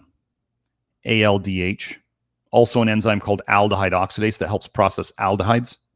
What do you need selenium for? Oh, selenium also helps run ALDH. Nicotinic acid turns into NAD. NAD is the gasoline to run what enzyme? Aldehyde dehydrogenase. Oh, I wonder why this and this and this would help. And then we use these a lot. This, whatever. Okay. Oh yeah, molybdenum helps with. Wait, was that a sulfur compound? Did I forget about that? No, I just. Yeah, sulfur. Molybdenum helps with sulfur detox. I didn't go over all the stuff, but so now we have pellagra associated with esophageal carcinoma and alcoholism. Wait, too many aldehydes? Nicotinic acid deficiency? Esophageal carcinoma. I think that's all I have in this. Oh wait, I wasn't showing that. Sorry. There we go. Yeah, pellagra. This is nicotinic acid deficiency, and alcoholism, which depletes everything and makes more aldehydes. Associated with esophageal carcinoma, cancer of the esophagus, which is the downstream thing of GERD, bile reflux. We've already been over that.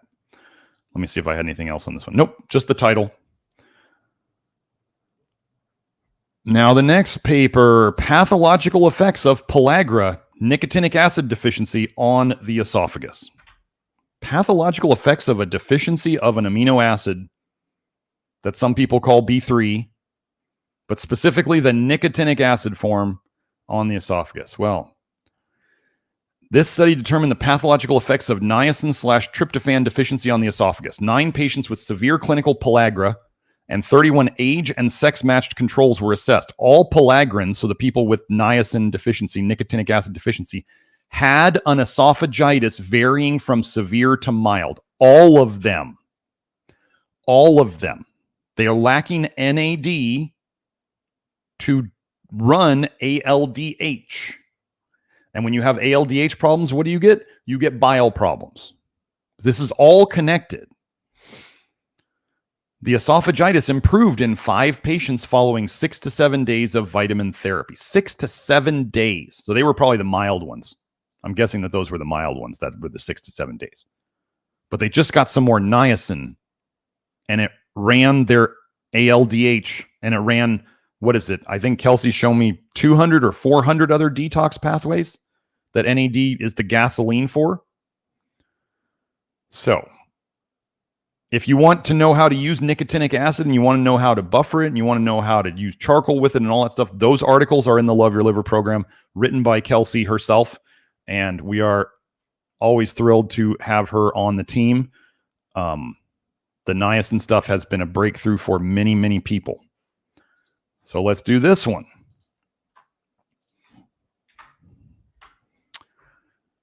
Okay. Nicotinic acid action on gastrointestinal smooth muscle. This would include your esophagus and your stomach. Now, do you remember how I said earlier, I showed that bile causes paralysis and even coma and nervous depression? It's reducing the nervous system's ability to do things. Does this make sense that it would retard the ability of muscles to contract correctly? That makes sense, right? So if we're saying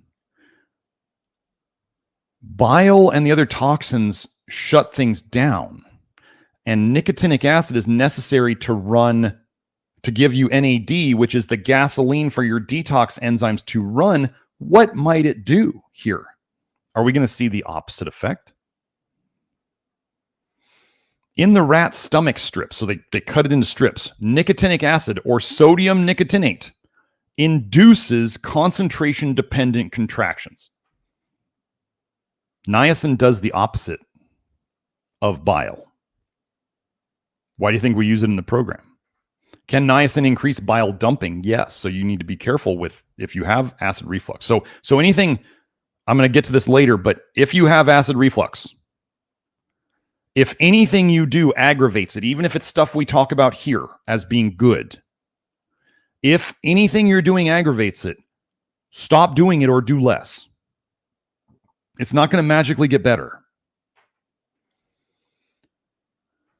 In segments of rat descending colon, sodium nicotinate induces concentration-dependent contractions.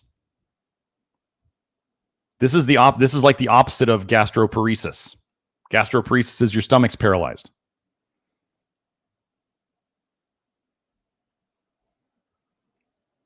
So we have nicotinic acid, flush niacin doing the exact opposite of bile. Let's go to the next one. I couldn't find anything on selenium. I couldn't find anything on molybdenum. I did find some stuff on magnesium. Here, let's do this.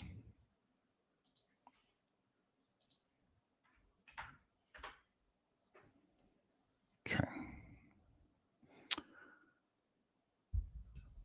I love this. Low gut microbiota diversity and dietary magnesium intake are associated with the development of proton pump inhibitor. This is the antacid medications.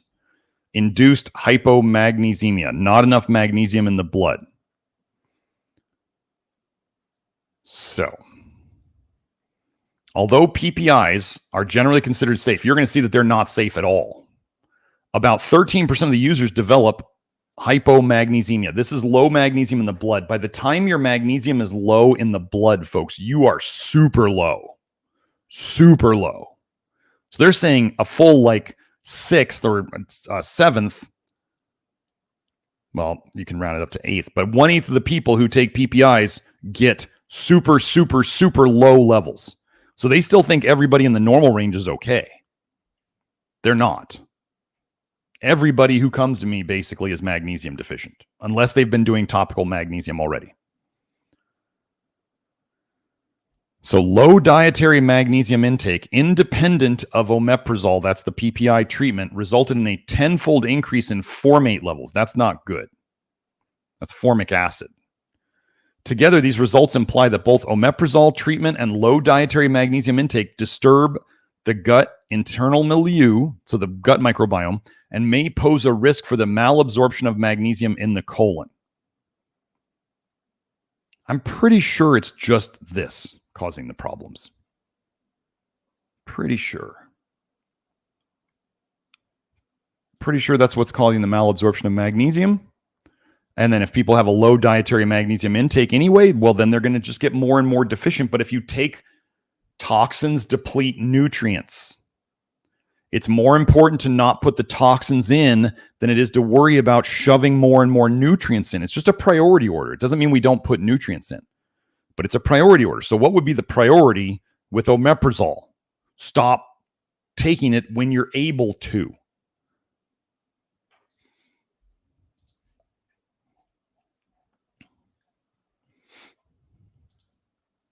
Okay. Next one on magnesium.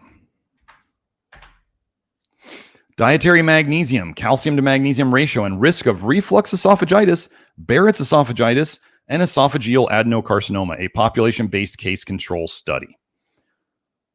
Did this one right? Yep. In conclusion, dietary magnesium intakes were inversely associated with reflux esophagitis and Barrett's esophagitis risk in this Irish population. Hold on. Let me look at this.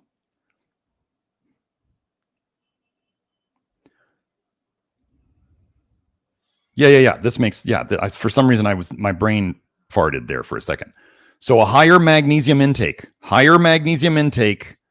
less reflux. Less magnesium, more reflux. That's what inversely means.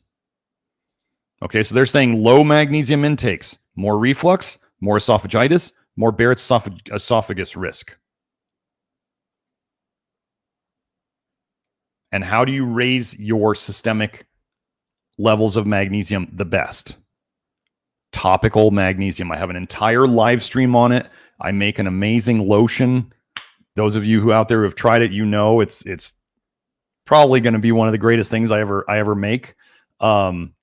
It's great. So that 2 pumps of that a day will pretty much take care of your magnesium needs and give you a really nice lotion to use. Okay, so now let's get into this. Potassium. There's a new drug out there for reflux. What does it do? You guys have heard me talk about this a lot. Potassium competitive acid blockers and GERD. So what does medicine do? They shut down things. So what are they going to do? They're going to shut down potassium channels.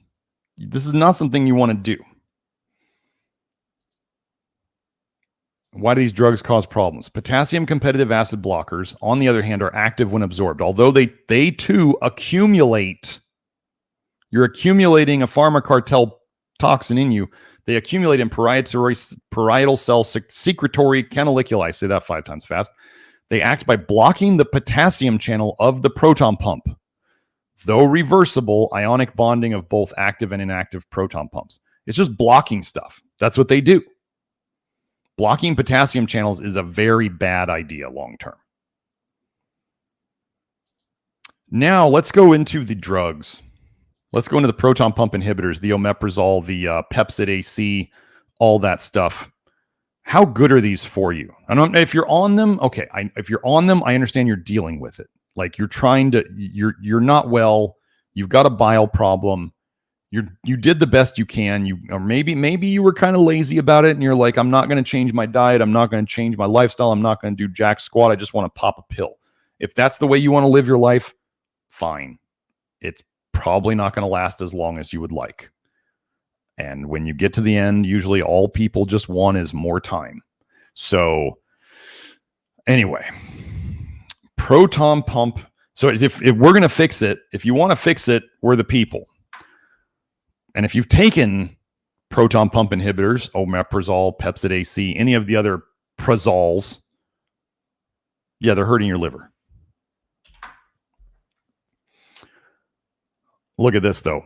This is the gaslighting. Proton pump inhibitors are one of the most widely prescribed medications in the world, and for a long time, they were regarded as one of the safest medications. Recent studies have linked them with numerous adverse effects like dementia, interstitial nephritis, that's kidney disease, bone fractures, Clostridium difficile infection, pneumonia, etc. However, acute liver injury is not one of them. Let me tell you, all of those diseases that they're causing are exactly linked to liver injury. Drug-induced liver injury is one of the most common causes of acute hepatitis in the United States. That's liver inflammation. I did a whole episode on hepatitis if you want to go see how it's connected to toxicity. Majority of studies... What? Let me get the link. Sorry if this is the wrong link. There we go. Majority of the studies have not documented association of PPIs with liver injury. However, a few cases of PPI-induced liver injury with minor elevation of liver enzymes which normalized after discontinuation of PPI have been documented. So they're happening. Omeprazole and pantoprazole are the main culprits among the PPIs, but there are a few cases associated with esomeprazole as well. To our knowledge, this is the first case of biopsy-proven acute liver injury caused by esomeprazole. Drug-induced liver injury may cause serious liver failure, which warrants early diagnosis and treatment, including referral to liver transplantation. Our case provides a convincing evidence that esomeprazole linked to acute liver injury. Once thought to be one of the safest and most prescribed group of medications, is it time to add one more adverse effect on their extensive list of adverse effects? Obviously, yes. Have you guys seen, I saw a commercial on TV. They're selling birth control over the counter now.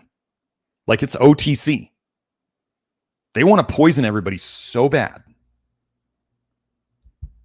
You can just go to Walgreens and buy your birth control over the counter. Poison yourself for the rest of your life. Neat. So a couple more of these. If you didn't know, proton pump inhibitors are bad for you. They're bad. I love this. Biliary tract. This is the bile duct tract, the bile canals, if you will. Association between proton pump inhibitor use and biliary tract cancer risk. A Swedish population-based cohort study. In this study, long-term use of PPIs was associated with an increased risk of gallbladder, intrahepatic inside the liver, and extrahepatic outside the liver bile duct cancer compared with the general population. If you didn't know, bile duct cancer is one of the bad ones, one of the fast ones. You don't want that. So, let's go find another one.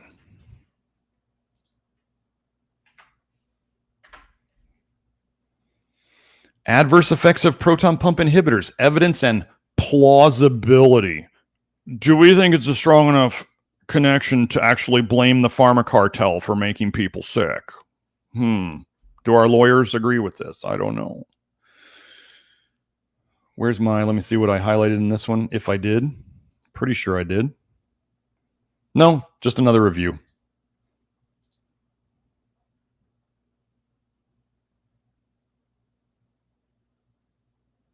Yeah, look at this is the gaslighting. It is uncertain whether the associations between PPI use and potential side effects are causal.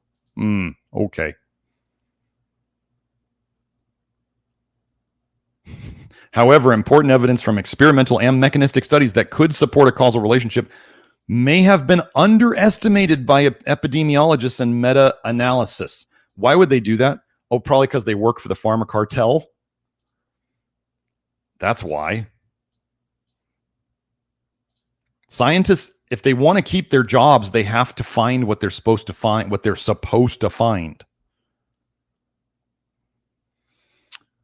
Oh, using proton pump inhibitors increases the risk of liver, biliary bile duct, pancreatic pancreas cancer.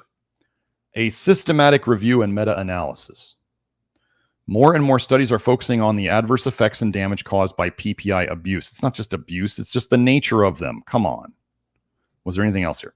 The use of PPI may be associated with an increased risk of hepatobiliary pancreatic cancer. Hence, caution is needed when using PPIs among patients with a high risk of hepatobiliary pancreatic cancer. If you mess with bile, so the PPI, people who have GERD, acid reflux, heartburn, silent reflux, you've already got bile going the wrong way. What PPIs are going to do is they're going to somehow shut that down. And eventually the pressure builds and it blows out the back and you have it leaking everywhere. And then your liver and your bile ducts and your pancreas are all trying to grab onto these toxins you're spilling out. They're creating new storage tissue called cancer to hold all this toxicity that you were not getting rid of because you took a drug to mask a symptom. And in the background, everything was just festering and getting worse and worse and worse. Same thing, you guys who are taking hormone therapies. It's the same thing. Guys on TRT, ladies on HRT, you're taking the hormones because your liver is damaged. That's the whole root of it. Your liver's already overloaded. It's not doing its job well. And now you're taking hormones from the outside and adding more jobs for the liver to do. Hormones are a lot of load on the liver to process. Why do you think steroids make guys' livers go bad? Hormones are hard to process. So any of these meds that you're taking, hormones that you're taking, it is adding a load to an already overloaded liver. And this is why these problems come about. Okay, so that's that one. Oh, and I wanted to throw this one in here. There's a couple things I want to go over with this one. Protective effect of lactoferrin on acute acid reflux-induced esophageal mucosal damage. Notice that they say acute. I want to be very straightforward here.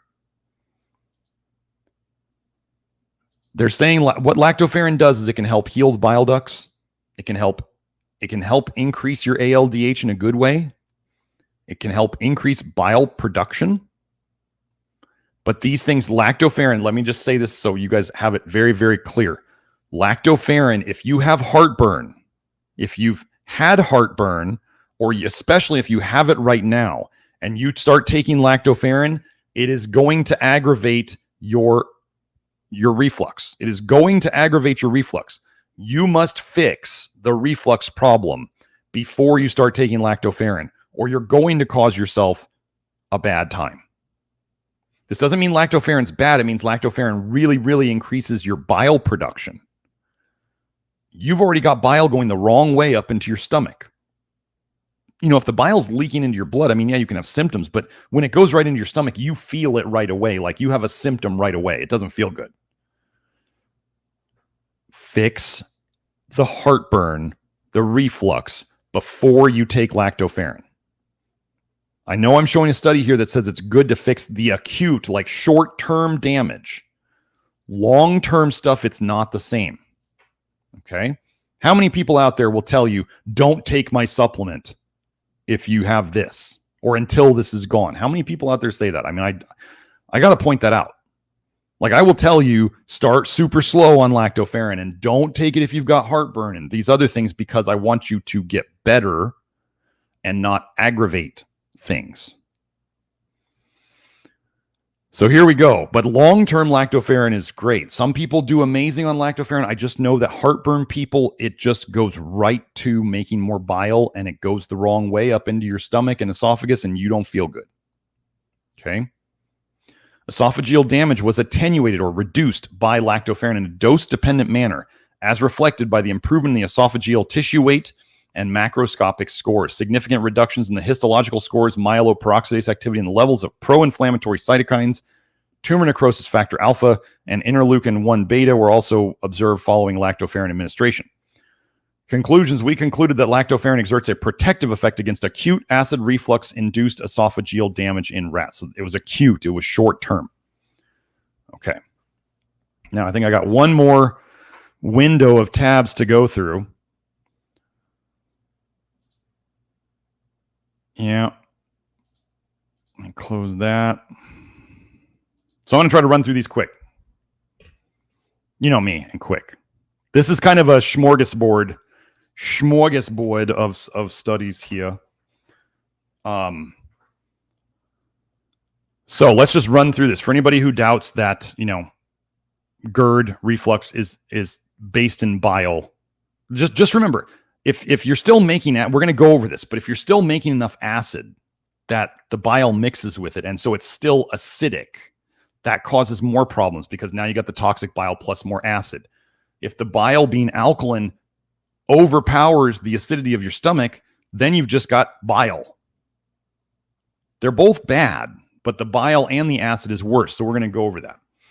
So bile acid concentrations in the gastric, that's stomach juice of patients with erosive eating away esophagitis, inflammation of the esophagus, right? Gastric juice pH was less than, I can't see that, 3.5 in 7 patients. So that's pretty acidic, less than 3.5. In 7 patients when intragastric bile acid concentrations were greater than 200, is that micromole? I don't know seeing MU. It's usually either a U or the M. Anyway, MU mole, I don't know what that is.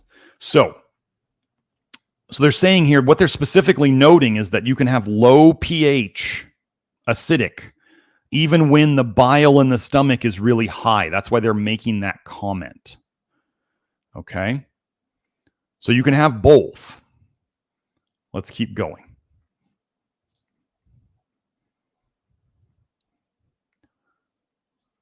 Effects of bile acids on pancreatic ductal bicarbonate secretion in guinea pig. Okay. Dylan asked if a super chat. Thank you, Dylan. Dylan said, if lactoferrin heals bile ducts, isn't it better to just push through even if you have reflux? We have seen multiple people do that. They suffer for a long time and they wonder why it's not getting better. And I tell them, we don't know how. So when you dump bile, it is the bile that is eating the holes. Lactoferrin can increase bile production, but it can also help heal the damage. But different people at different times, depending upon the toxicity of your bile, if you're getting more of the toxic bile eating holes and causing esophagitis and other stuff, then that's what you're dealing with. If you get over the toxicity of the bile to where you can start healing it more, then you can get there. But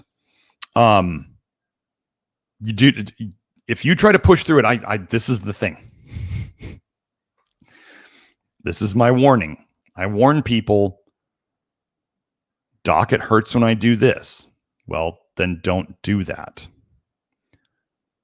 Lactoferrin would kind of be up there for a lot of people in the black belt of supplements for this process. If you are a white belt and you walk into the dojo and you challenge the black belt to a fight, you're probably going to get your ass handed to you because you're not ready yet.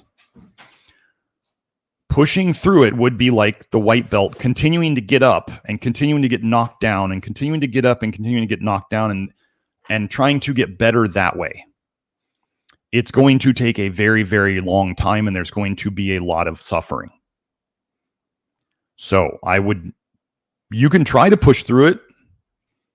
We have no idea of how long. So when you say push through and then you go, well, how long am I going to have to push through? And I go, 6 months, a year? I don't know. 2 years? You want to have heartburn even worse for 2 more years? I wouldn't. I'd rather just do it slow and figure out what dose of lactoferrin, if any, is tolerable and doesn't make anything worse. We do not push through here. That is not something we do. Pushing through means that somebody is ignoring the signs that their body's saying, this is too much right now. This is not the time for this. So there's that. Effect of bile acids on the pancreatic ductal bicarbonate secretion in the guinea pig. Okay, so what does bile do to the pancreas's ability to alkalize the gut fluid? The bolus, the gut, the stuff that's in the gut. Oh, you're welcome, Dylan. Acute pancreatitis. So you guys know pancreatitis is bad. That's not a good thing. Is associated with significant morbidity. This is disease risk and mortality, death risk. Bile reflux into the pancreas is a common cause of acute pancreatitis. Wait, another thing where bile causes a disease specifically? And although the bile can reach both acinar and ductal cells, most research today has focused on the acinar cells. See, I knew I had more. Here we go. Inhibition of bicarbonate. So your body needs to make, after it goes out of your stomach, your body needs to turn that, what was in your stomach, alkaline. That's what it does. So it adds bicarbonate to it. Inhibition of bicarbonate secretion by high concentrations of bile acids may contribute to the progression of acute pancreatitis. So bile not only messes with your stomach acid production, but it messes with the bicarbonate production in your gut, especially if it refluxes up into your pancreas. So if you have history of pancreas issues, this is actually part of what I think diabetes is. So the liver's toxic, the liver's making toxic bile, and the bile is refluxing to the pancreas, and it's affecting the pancreas so it doesn't work as well.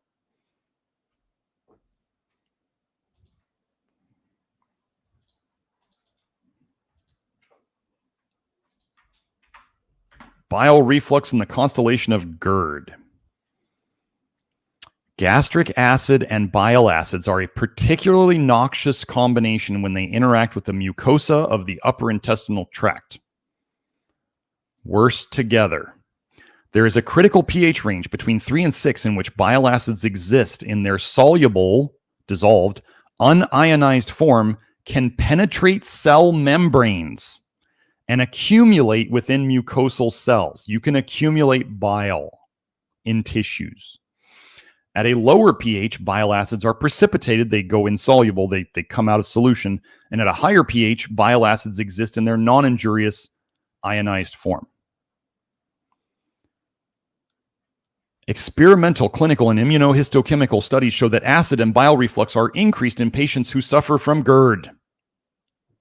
Acid and bile reflux are increased in patients who suffer from GERD, are the key factor in the pathogenesis, disease creation of Barrett's esophagus, and possibly are related to the development of esophageal adenocarcinoma. Let's just keep going. Let's just keep finding the hits. We just keep. I mean, I don't know how anybody's going to argue about this. Dylan was kind of saying there's so many studies to back this theory up. It really. I went through. We have a research spreadsheet of all the studies I have collected through all these live streams and through all my inner circles. And thank you very much to David Hagerston. You guys should all thank David for the hard work he does in putting together this research spreadsheet. I went through that spreadsheet today, and of the studies I collected, I think there was 68 references to reflux, and a lot of these studies were from that. So anyway, thanks, David. Wanted to say that. Role of the gastric refluxate in, did I get it? Yeah. In GERD, acid, weak acid, and bile. So wait, we've got acid and weak acid and bile. The role of acid, weak/non-acid, and bile in the genesis of esophageal mucosal damage and reflux symptoms is complex. They just want it to be straightforward. They don't want to use their brain. Acid combined with pepsin and unconjugated bile acids are critical to unconjugated bile acids. Well, there's conjugated ones that are problems too, are critical to the development of esophagitis and Barrett's esophagus. Acid alone may be the principal factor in determining the severity of the esophagitis. Okay. Weak acid or non-acid reflux does not cause esophageal damage or damage to adjacent organs such as the larynx or lungs. The primary cause of heartburn and regurgitation is acid reflux, but a minority of symptoms, 5 to 15%, can be triggered by weak acid or bile reflux. But remember, they can't tell the difference. So they're sitting here trying to tell you what's going on when the doctors are going, we can't really tell the difference between the two of them. So I think that was it. Yep. We'll just keep going. Share this one. Let me make that a little bigger. Oh, this is a fun one. So if you've had appendicitis, appendicitis is another bile leakage condition. Association between GERD and appendicitis, a population-based case control study. Appendicitis and gastroesophageal reflux disease are both prevalent diseases and might share similar pathological mechanisms. Well, if you're here right now, you understand what the pathological mechanism is. It's toxic bile.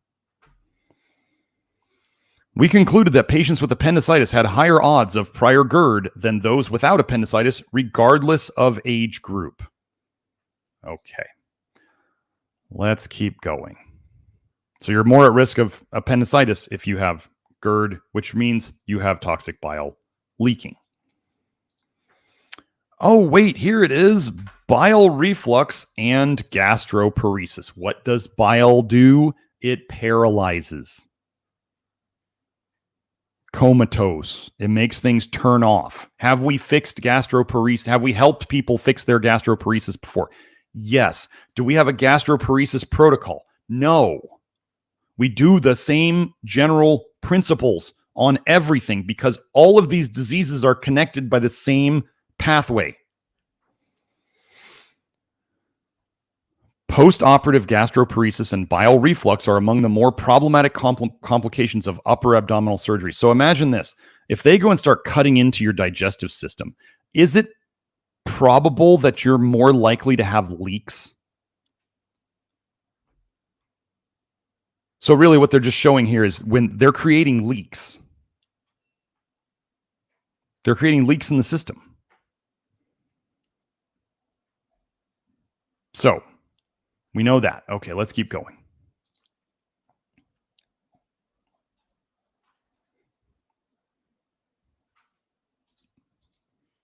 Let me see. I don't know why I got this one. I don't see my highlighting on this one. Let me see if I can bring it up. Let's go. Okay, dude, you might need to go. Sorry, I'm talking to my boy. Bile acids can be harmful in certain altered conditions like cholecystectomy, removal of the gallbladder, terminal ileal disease, that's your intestine, or resection, cholestasis, toxic leaky bile by definition, duodenogastric bile reflux, bile going back up into your stomach, duodenogastroesophageal bile reflux, and bile acid diarrhea. Bile acids can have malignant, cancerous potentials as well. Well, we just went over how they accumulate in the tissues. What is cancer? Toxicity accumulation. I wonder if I'll ever be able to, let's say, get a hold of a tumor that's been removed and analyze it for tissue bile acids, like a biopsy. That would be interesting, right? That would turn everything on its head. So, I want to show you ladies something. Ladies, I have bad news. People's livers really don't like estrogen. The liver has a really hard time with estrogen. And ladies in general make less bile, which means it's going to be tougher for them to eventually get rid of the toxicity. And ladies also more easily make more body fat. Where do we store a lot of fat-soluble toxins?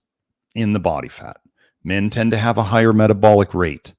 That makes things run faster. So, ladies, you're a little bit behind the 8 ball just because of the way you're made. It just is what it is. Gastric hypochlorhydria, so low stomach acid, is associated with an exacerbation of getting worse of dyspeptic symptoms in female patients. The total symptom scores and the epigastric pain, that's the pain, at your stomach area or above where you think your stomach is. Epigastric pain-related symptom scores were significantly higher in female patients than in male patients. The dysmotility-related, things not moving right down your throat, and reflux-related symptom scores were also higher, but not significantly in female patients. Multiple regression analysis of age, gender, habitual drinking, smoking, H. pylori infection, and gastric acid secretion revealed that gender, as in the sex you were born with, and gastric hypochlorhydria, low stomach acid, were significantly associated with higher dyspeptic symptom scores. Wait, so they have less stomach acid, but they have more symptoms. Is it acid reflux?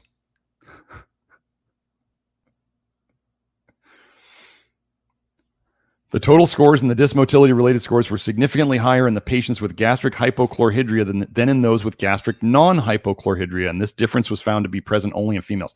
Well, imagine this. What alkaline thing coming up from the intestines and the liver could make the stomach less acidic? Bile.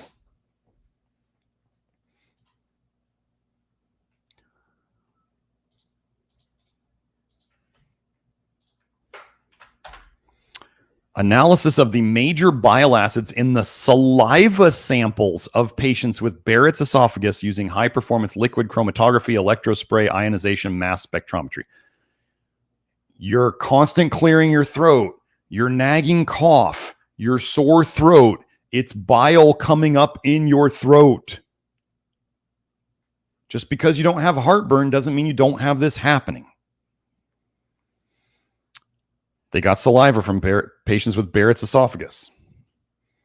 Glycoquinodeoxycholic acid is a promising biomarker. That means if they look for this, they're thinking they can find this disease.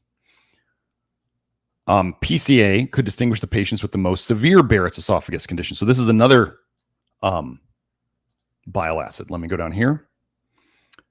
They were so I want you to see when they do these studies, they only look for a couple of bile acids. There's like, as far as I found in the research, there's at least 56 different bile acids. So they looked for 3 of them, 3 major glycine conjugated bile acids in human saliva. Glycoquinodeoxycholic acid was significantly elevated in the patients. That's the ones who have GERD. And principal component of analysis of all bile acids could distinguish the most severe Barrett's esophagus patients. We also reported on the detection of glycoquinodeoxycholic acid in exhaled breath condensate for the first time.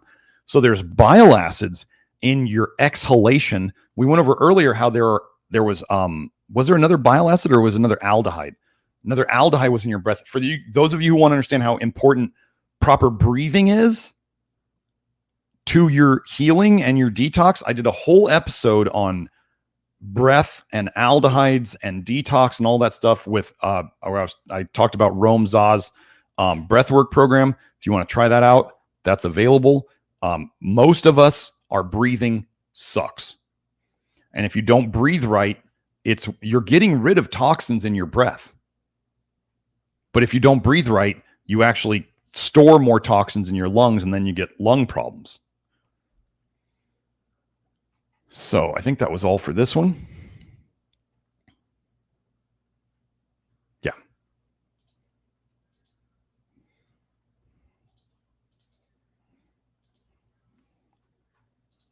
So that was glycine conjugated. Now we're going to go into this. So I'm showing you the recipe. They're saying the recipe of the bile can distinguish how severe something is, how much of the glycoquinodeoxycholic acid was there. The more of it, the more severe it was.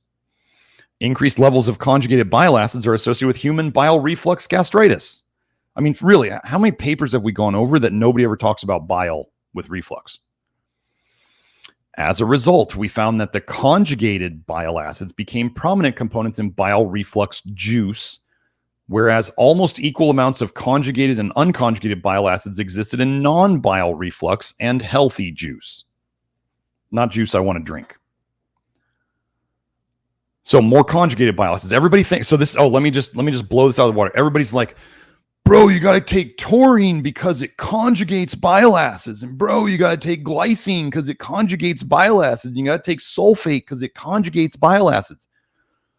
More conjugated bile acids became more prominent in the ones who had bile reflux. All of the recipe is important. Just because it's conjugated or not conjugated, it might be better conjugated and worse unconjugated, or it might be better unconjugated and worse conjugated. Every single bile acid is different in terms of the recipe. It'd be just like looking in your, I don't know, We don't use spices much on the program, but if you're looking in your spice cabinet, you're like, well, just use the brown spice. And somebody's like, well, which one? Because if you use the wrong one, this is going to taste awful. Right? You can't just use the wrong one. You got to use the right one. So with bile acids, it's kind of like that. Just because it's conjugated or non-conjugated, this is why some people take taurine and they feel great, and some people take taurine and they feel awful. Some people take glycine, they feel great. Some people take glycine, they feel awful. Thus, increased levels of conjugated bile acids are associated with human bile reflux gastritis. Let us keep going.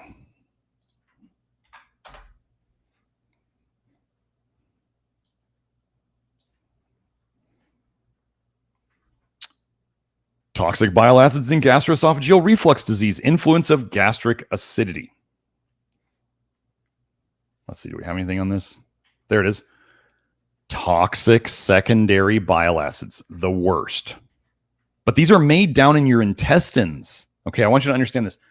Secondary bile acids are made in your intestines. Toxic secondary bile acid fractions have been detected in patients with extensive mucosal damage. Mixed reflux, as in acidic and bile, is more harmful than acid reflux alone, with possible toxic synergism existing between the taurine conjugates and the acid. This is why I do not like anybody out there who thinks they're a liver expert. There's a dude on Twitter thinks he's Mr. Liver Guy, just giving everybody taurine and TUDCA and no. You gotta look at each person's response to these things. This is the magic of what we do. Like if you took taurine and you felt better, I'd be like, keep taking it. If you took taurine and you felt worse, and you're like, but the research says taurine is so good, I'd say stop taking it immediately. It's making you worse. Don't. Like just look at the simple stuff. Let's keep going.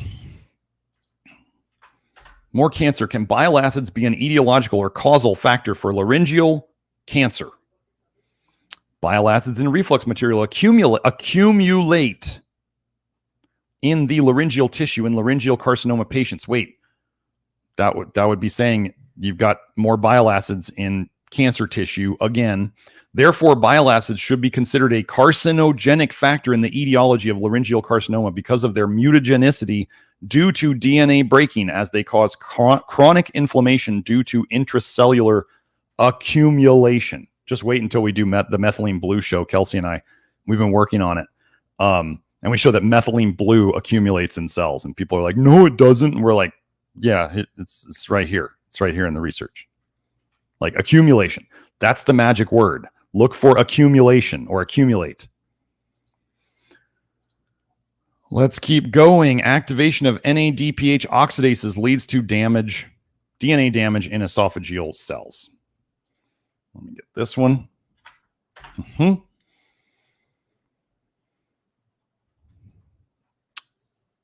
Gastroesophageal reflux disease is the strongest known risk factor for esophageal adenocarcinoma. We know why now. In the center of tumorigenic, that's making tumors, caused by GERD, is the repeated damage of esophageal tissues by the refluxate, the reflux. In this study, we focused on a genotoxic, as in toxic to your DNA, aspect of exposure of esophageal cells to acidic bile reflux, the worst.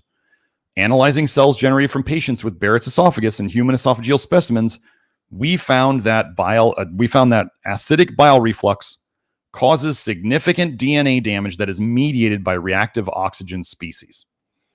Taken together, our studies suggest that inhibition of reactive oxygen species induced by reflux can be a useful strategy for preventing DNA damage and decreasing the risk of tumorigenic transformation caused by GERD. But yet again, you'll never hear about bile in GERD. Next one. I'm trying to go through these fast. We're already at what, 2.5 hours? 2 hours and 20 minutes. We actually started on time today, though, so I get a gold star for that. Wait, bilirubin. Bile acids and total bilirubin detection in saliva of patients submitted to gastric surgery and in particular to subtotal Bile-Broth 2 resection. How would bilirubin get up into their saliva? Well, again, I told you there's two ways. One, it can come up here. These people are going for gastric surgery. They probably got reflux. So it can come up from here, and it can come from your blood. The saliva is made from the blood, and so it has the toxins in it. So let's see. Do we have anything here? There we go. We found detectable levels of bile acids and total bilirubin in saliva of patients submitted to previous gastric surgery. We already saw that where they did the surgeries and then they saw more leakage and more problems with the bile. Prospecting an intriguing diagnostic role of this dosage in the study of biliary laryngopharyngeal reflux. We finally revealed a high incidence of laryngeal disorders in patients with positive bile acids in saliva. So your voice problems, your speaking problems, your constant clearing your throat, you got bile in your saliva. So imagine if you, let's say you weren't having reflux back up, but you just had tons of bile acids coming into your saliva from your bloodstream. And then you swallow that over your throat all day. That's another way to coat your throat with bile. We fix all of it the same way. I mean, generally the same ways. Everybody does their own version of what we do. Okay, let's go over this. Endoscopy in hyperemesis gravidarum and H. pylori infection. Hyperemesis gravidarum is excessive vomiting during pregnancy. I've shown the paper before where in conventional medicine, they now consider subclinical, so below their detection limits. They can't find it. It's silent. Subclinical intrahepatic cholestasis, toxic leaky bile in pregnancy to be a normal part of pregnancy. They consider toxic leaky bile to be a normal part of pregnancy. Now, that's how sick everybody is. So gosh, if you got a lot of bile, if let's say you were constantly refluxing bile up into your stomach, think your body would throw it up a lot? Yeah. What happens when you get a lot of bile in your stomach? What starts growing? Well, I'm going to tell you, like, all a woman's toxicity really starts to come out during pregnancy. This is why so many women feel like such hot garbage during pregnancy, and our grandmothers and great-grandmothers and great-great-grandmothers got through pregnancy pretty easy, and they would look at these younger generations and be like, it's not that big a deal. It is a bigger deal for the younger women because they're exposed to a lot more toxins when they were young, and all the shots and all of that stuff. So we suggest that patients with intractable nausea, bile, and vomiting, bile, during pregnancy, pan-gastritis, that's inflammation, like that's all of inflammation of like all of the stomach, and enterogastric, guts to stomach reflux are the main endoscopic findings, and that those findings are closely associated with H. pylori infection, which can be diagnosed histologically. The degree of gastric complaints may be associated with the density of H. pylori infection. The H. pylori is only there because the tissue is so nasty and damaged and toxic and deficient that it can continue to grow the H. pylori. Just like parasites, folks. Okay, where was it? Oh, this is an old paper.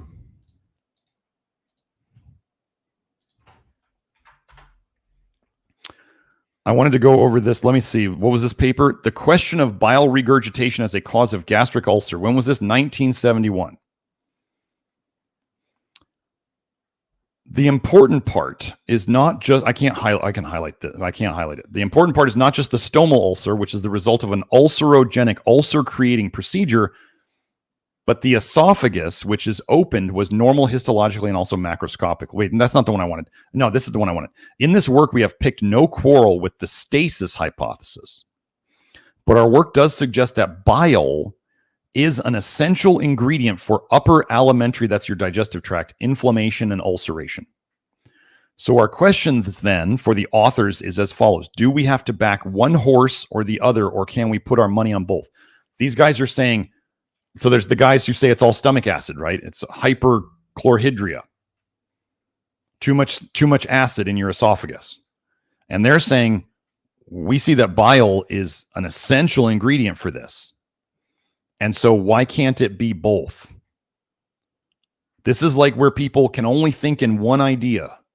They're like, it's either this or it's this. No, it can be both. And as we've gone over in the research now, the newer research, acid and bile are even worse. So it is both.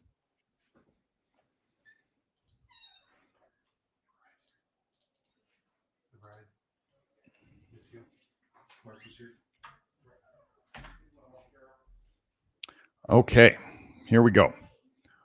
Enterogastric reflux, mimicking gallbladder disease, detection, quantitation, and potential significance. So we already went over appendicitis, the connection.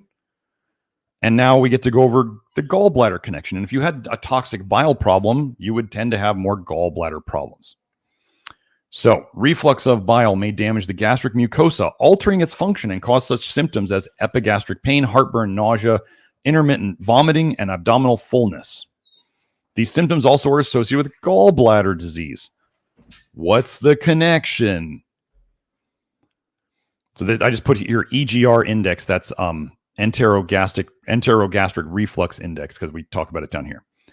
Patients with enterogastric reflux index greater than or equal to 24.5% showed a strong association with the pathophysiologic symptoms of syndrome of gastritis, alkaline reflux, gastric ulcer, and gastroesophageal reflux disease. So they have alkaline reflux. They got a lot of bile in there, and they got ulcers. Bile eats holes in things. That's what we got. Next one. But so gallbladder diseases are connected to it. Do you see how all these diseases are connected? Pancreatitis, gallbladder disease, appendicitis. So what do we got here? Enterogastric reflux, a hidden culprit in cases of suspected cholecystitis. This is inflammation of the gallbladder again.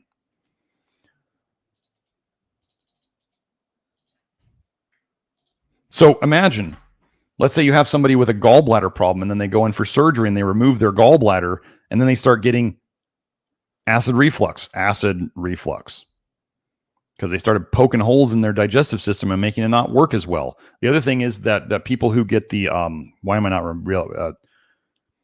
for the surgical weight loss, where they're doing surgery on their stomach, they get all sorts of reflux problems after that.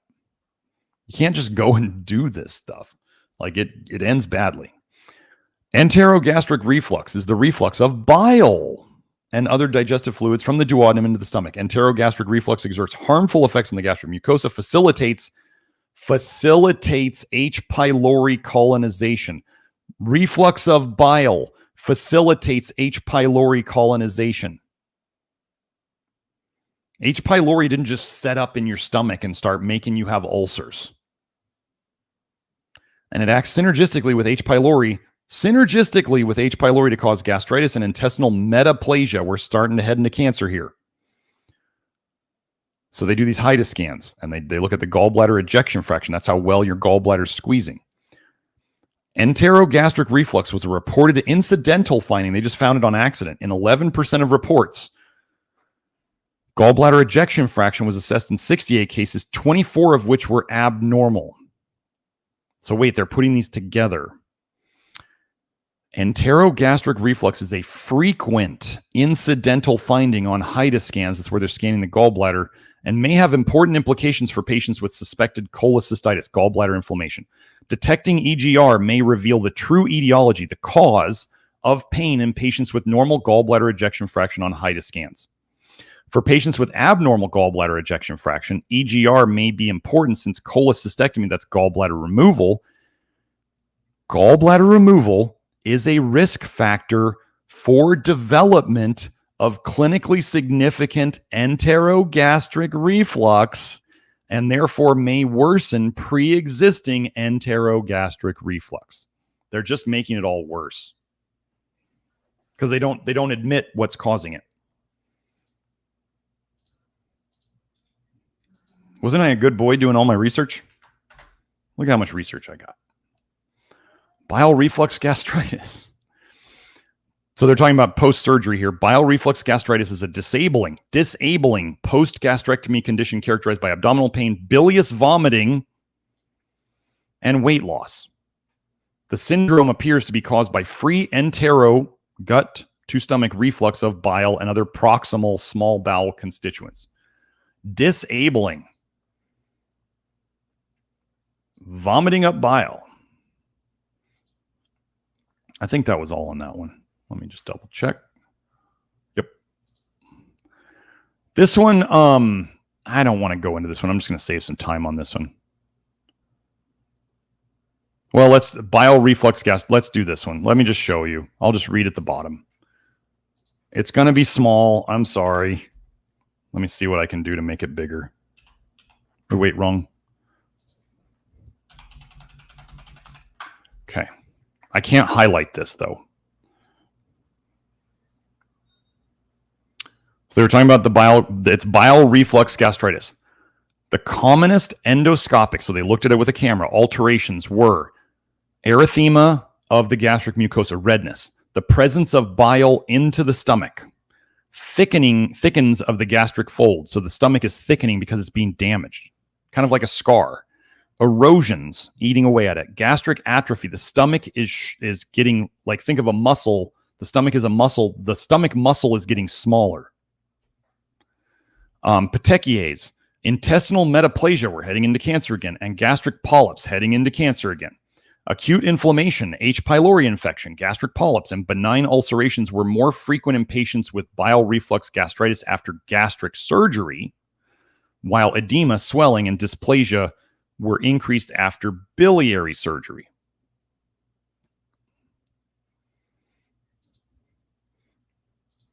We're almost done. Hold on, I gotta shrink that. Okay. Oh, more bile salts in the esophagus of patients with esophagitis. Again. By sampling esophageal contents during ambulatory 24-hour pH monitoring, we found that in a group of 18 patients with esophagitis, all but one had detectable concentrations of bile salts in their esophagus. The concentrations of bile salts were low, however, and similar to those found in the gastric juice. That's the stomach. So we're talking about they have bile up in their esophagus. The amounts were similar to those found in the stomach juice of 10 normal controls. It is concluded that bile salts are present in the esophagus of patients with esophagitis and that their presence results from duodenogastric reflux. So, the normal people still had bile in their stomach. They just hadn't gotten heartburn yet or esophagitis.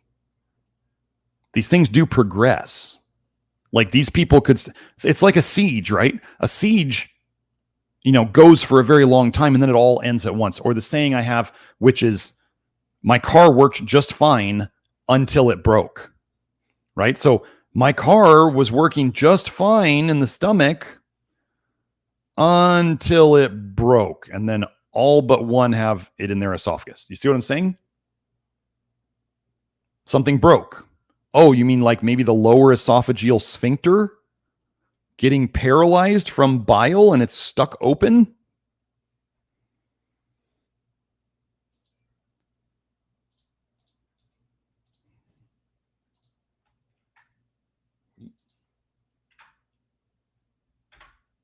There we go.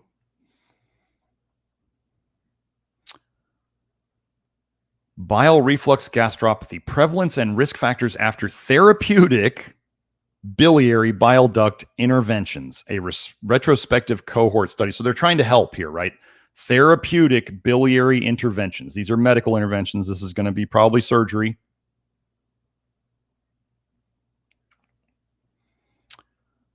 Bile reflux gastropathy is caused by the backward flow of duodenal fluid into the stomach. Okay, so we know that. Bile reflux gastropathy is common after therapeutic biliary interventions, being more among obese and diabetic patients. Toxic. They've already got bile problems. They go and they cut into their bile system and then it leaks more and stuff is going all in the wrong directions. Hopefully that makes sense. This is the last one. Yay. Bile reflux and bile acids and the progression of gastric intestinal metaplasia. So now what I want you to take away from this, folks, is especially bile in your stomach and in your esophagus and in your throat, your larynx, causes inflammation first. It causes things to start growing second, and then it can turn into cancer. And the cancers may just shift areas. You take a proton pump inhibitor, omeprazole, whatever, the cancer spot may move to your bile ducts or your liver, but the process is still going on. Gastric intestinal metaplasia is a precancerous lesion of gastric cancer. Remember, stomach is gastric. And it's considered an irreversible point of progression for gastric cancer. They're saying, like, once you're past that point, even they're kind of like throwing up their hands. I got to tell you, folks, if you want to come to, like, I don't talk about cancer much. Cancer is a really, really, really, really deep toxicity condition. Really deep. Like, your body has had to make more storage areas because there's so much toxicity going on. Remember what I said earlier. The more toxic you are, the slower your detox. So now we have a body that is making even more areas to store toxins. So it's so full of toxins, how fast is their detox going to be? I'm not saying that it's not possible to help. I do think we can help. But the longer you put it, I'm going to tell you, if you guys try to bring, let's say, your friends or your family or your parents to me after they've been through multiple rounds of chemo or radiation that has made them even more toxic, and you want me to throw a Hail Mary, like, there is a point of no return, folks. There is absolutely, like, we total cars because we're like, we can't fix it. It's not worth fixing. Think about this. If somebody got so toxic and their detox got so slow that their own body could not even keep up with the normal waste products of living. So, like, day to day, we make waste products, just like your car makes exhaust. If we can't even detox the exhaust from normal running, there's no way we could expect to detox decades worth of poison. Okay? This is the reality. I'm not gonna, like, blow smoke up people's butts. You want to do this earlier rather than later. Don't watch me and then go, oh, well, maybe later when I feel like doing it. And then you get to the point of irreversible point of progression, also known as the point of no return, and then be like, oh, now I'll do it all. You can. I make no promises. Okay, H. pylori infection can cause gastrointestinal metaplasia, but we already know that the bile does it, and the bile is why the H. pylori comes, but its eradication does not reverse the process. Wait. So it causes it, but making it go away doesn't reverse the process. It must be something else then. Bile reflux is also a pathogenic factor in gastrointestinal metaplasia and can continuously irritate the gastric mucosa, putting toxins into it, accumulating toxins in it, and bile acids and reflux fluid have been widely reported to be associated with gastrointestinal metaplasia. This paper reviews in detail the relationship between bile reflux and gastrointestinal metaplasia and the mechanisms by which bile acids induce gastrointestinal metaplasia. So, that is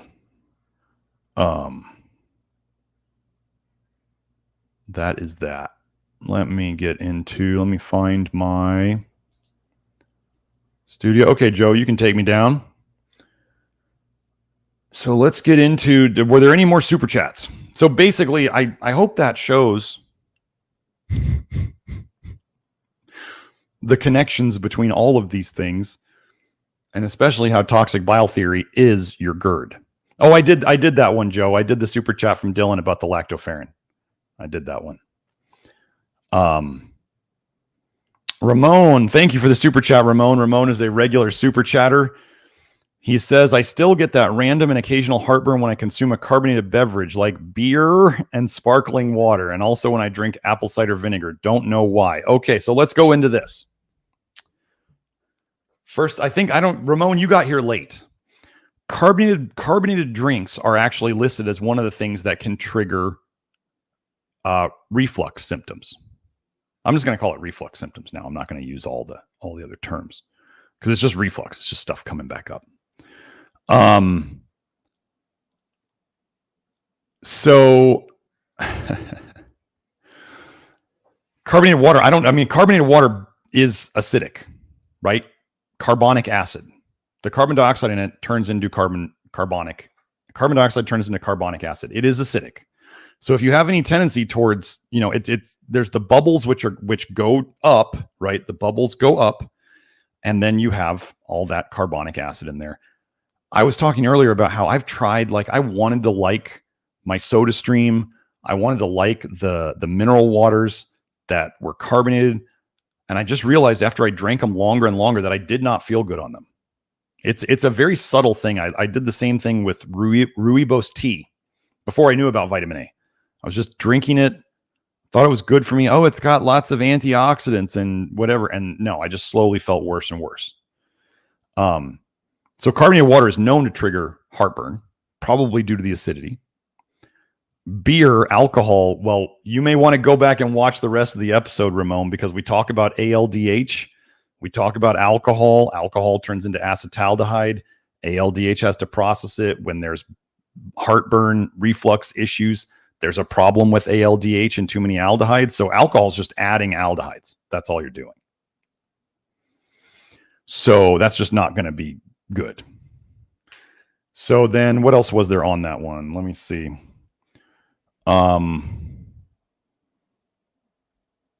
Oh, apple cider vinegar. Okay, so I'm going to go. Okay. We're going to get theoretical here. We're going to get theoretical because I don't have evidence on this. Okay, we're going to go over the apple cider vinegar cure and then how you're saying apple cider vinegar aggravates your heartburn. First of all, I have completely moved personally. My diet is cleaner than it's ever been before. And I have basically I just decided to move to just the 50-50 salt as my seasoning. I'm not seasoning stuff with anything other than the 50-50 salt. I have gotten rid of all the vinegar-based sauces. I feel better.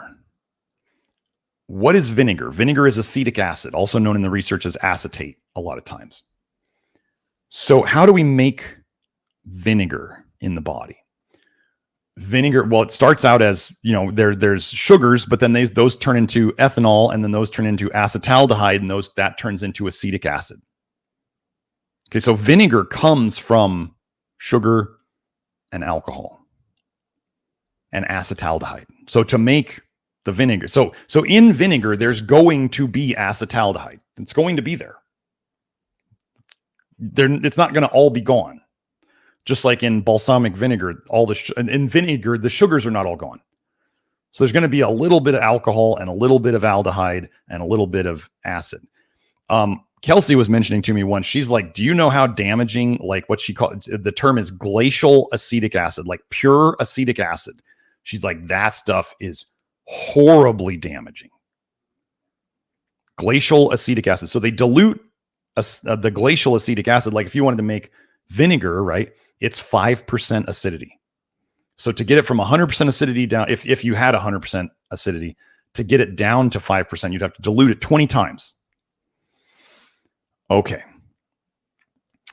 So apple cider vinegar, acetic acid, just vinegars in general. It went through, if we're talking about if it was made in a person, or probably made in the bacteria and yeast that make vinegar, when we're talking about apple cider vinegar, the yeast and other things that were on the outside of the apple skins, it's going through ALDH. So what happens when vitamin A goes through ALDH? Retinaldehyde goes through ALDH and it turns into retinoic acid. Retinoic acid, I've shown the research multiple times, retinoic acid itself inhibits ALDH. You following me so far?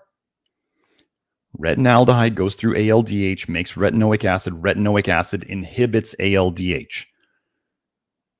We know we've talked a lot about ALDH inhibitors in bile. So could somebody, let's say the same thing is true. This is all theory. Like, I cannot find any research on this. This is just a theory based on the similar compounds and the similar pathways. So if you have acetaldehyde that goes through ALDH, that then turns into acetic acid. Does acetic acid inhibit ALDH like retinoic acid does? I don't have any research on it. But could it? Yes. Now, inhibiting ALDH in the early phases, in the honeymoon phase, the duration paradox early phase, slowing down ALDH would generally reduce bile production. In the beginning, like I tell you, that bile is going to break through at some point. It's going to bust out. So over time, the apple cider vinegar cure would probably stop working, or it's just shifted it somewhere else, like with the omeprazole. Like, so think about it, the proton pump inhibitors, they might stop you from getting stomach cancer or esophageal cancer because it's not putting bile up there anymore. But then you saw more liver and bile duct cancer. So it just shifted the area. This is the biggest thing that people can't understand. They'll be like, oh, I fixed this condition. And you're like, no, you just moved it to another spot. You didn't fix anything. You just shifted the chemistry. And so you found a new weak point. And now this weak point isn't being exploited, so that it goes away there and it shows up here. People cannot handle that idea. They think everything's different. Like it's all just distinct problems. No, it's absolutely all connected, and you can shift it all around. Like, could somebody, let's say somebody, I'm just throwing this out there. Somebody goes on a vegan diet and their cancer goes away. Well, they were probably starving themselves of protein, and their body said, well, we're going to go eat this because we're desperate. We need protein. We're going to go eat this lump of stuff here, even if it may free up a bunch of toxins in their system. And then what we see long-term in vegans is we see them get very underweight. And underweight and the liver is not a good sign. That's like worse than being overweight with a bad liver. Underweight, chronically underweight with a bad liver is worse than being overweight with a bad liver. So they can change their disease state. You can change a disease state. You could have heartburn, take tons and tons of baking soda, and over-alkalize yourself. And you're like, the heartburn's gone. I finally fixed it. And then you create other problems, like the people I know who did long-term the acid alkaline diet. And they said as they got more and more alkaline, as they were better and better and better on the diet, they got worse and worse health. And then eventually their teeth were falling out. Oh, but their original disease was gone. I don't care. Like, okay, that's nice. You changed the disease state. That's all you did. So, so apple cider vinegar long-term could aggravate stuff. It's also acidic, right? So you're finding that you put carbonated water down there, that's acidic. You put apple cider vinegar down there, that's acidic. You get more heartburn. So you probably have, that mixed type of heartburn. So you may have gotten rid of a lot of it with what you're doing, but it's still just kind of like under the surface. You haven't gotten far enough yet that you could have those things and not have it flare up. You just got to get further, and stopping alcohol would be a good idea just in general. But yeah, vinegar, I'm not gonna rail against vinegar because that could be too far for a lot of people. But I'm going to say that if you're okay with not eating vinegar, I think not eating vinegar is better for you than eating it. I'll put it that way. I don't think vinegar gives any benefits. The apple cider vinegar cures are all temporary. mostly symptomatic. So that's that. Any other super chats, Joe?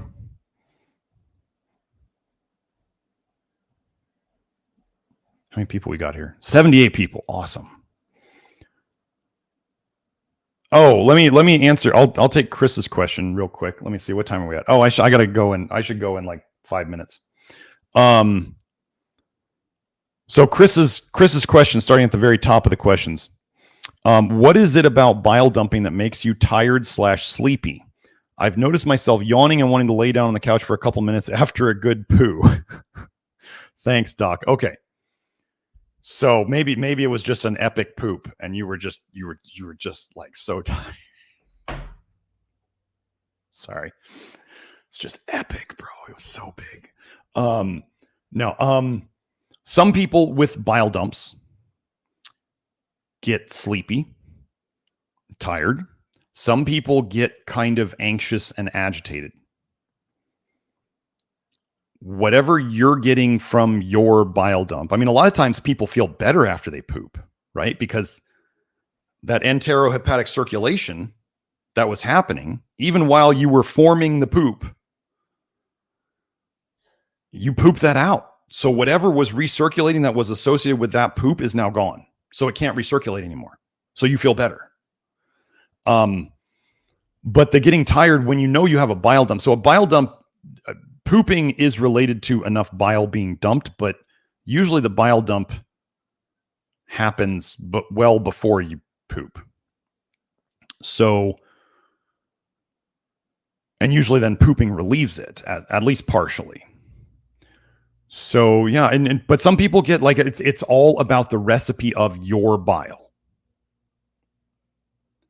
Whatever's in your bile recipe could be more you have to think of it's like it's like a recipe. It's like you might have something that's savory or you might have something that's sweet. You might have something that makes you sleepy in your bile. You might have something that kind of is like agitating or stimulating, like a lot of copper. And so depending upon that recipe is going to be the result you get out of it. So that's about the best I can give you on that. So, but yeah, once you know it, like I've never been a tired person, like in terms of like when I have my bile dumps. No, I can't sleep when I have my bile dumps. So I'm totally the opposite. And that's where people, conventional medicine, they want it to be like, oh, Dr. Smith says there's a bile dump. What are the symptoms of that? And I'm like, potentially anything you currently have, could be potentially problems you've had in the past. And if you force yourself to dump enough bile into the system and you find new weak links because you tried to push the program too fast, you might find new symptoms. What saying goes along with this? This is not a game. So kind of like with Dylan's question, can I just push through it? This is not a game. You could hurt yourself pushing too hard. I mean, people might think they're in a really bad state and they go to the hospital and the hospital's like, yeah, it's not that big a deal. You go home, you're fine, whatever. And they talk to me and I'm like, stop the lactoferrin. And then a week later, they're like, oh my gosh, it's so amazing. All the problems are gone. And I'm like, yeah, that's why in the articles I say, start really slow. And if you start feeling bad from it, you need to reduce your dose by half or even take a break. Same thing with the niacin. People can push the niacin too hard and dump too much bile. Don't cause yourself new issues just because you want to be macho and finish quicker. Remember, you're here because you have a toxic bile leakage problem. That is the root of your problems. And if you decide to push that harder and push more bile leaking into your system because you're trying to detox too fast, that is your fault. That is not the program's fault. That is not my fault. Most people who are in the chat already know this. They've already done it to themselves. We've all done it to ourselves. We've all done it to ourselves probably multiple times. If you know what I'm talking about, you've done it multiple times. You get greedy, you get impatient. You think, oh, I can handle this stuff. Or you think, oh, well, I could handle this much 5 years ago when you were more toxic. Well, as you become less toxic, you don't need as much of things to get things moving because your system's cleaner. Don't we want to be efficient? Like we want to have to use less stuff. That's the goal, right? So if you're getting to the point where you can use less stuff, use less stuff. I would love for everybody to never have to use supplements after a certain point. Like their minerals are filled. They don't need, lactoferrin anymore. They don't need niacin anymore. But think about the world we live in. Is that going away anytime soon? Are they going to start making all the, or are they going to start helping the farmers to grow the best food possible with the most nutrients in it? Or are they going to continue funding the pharma cartel and spray more crap on your food and not worry about the nutrient content of it? As long as they can put an apple on the shelf at the store, as long as there's an apple there, they don't care about what's in it. Just as long as you can buy an apple, right? Same thing with meat. They don't care about the nutrition in it. They only care that you can buy a piece of meat. So they only care about the absolute minimum to put the food there in the store. Okay.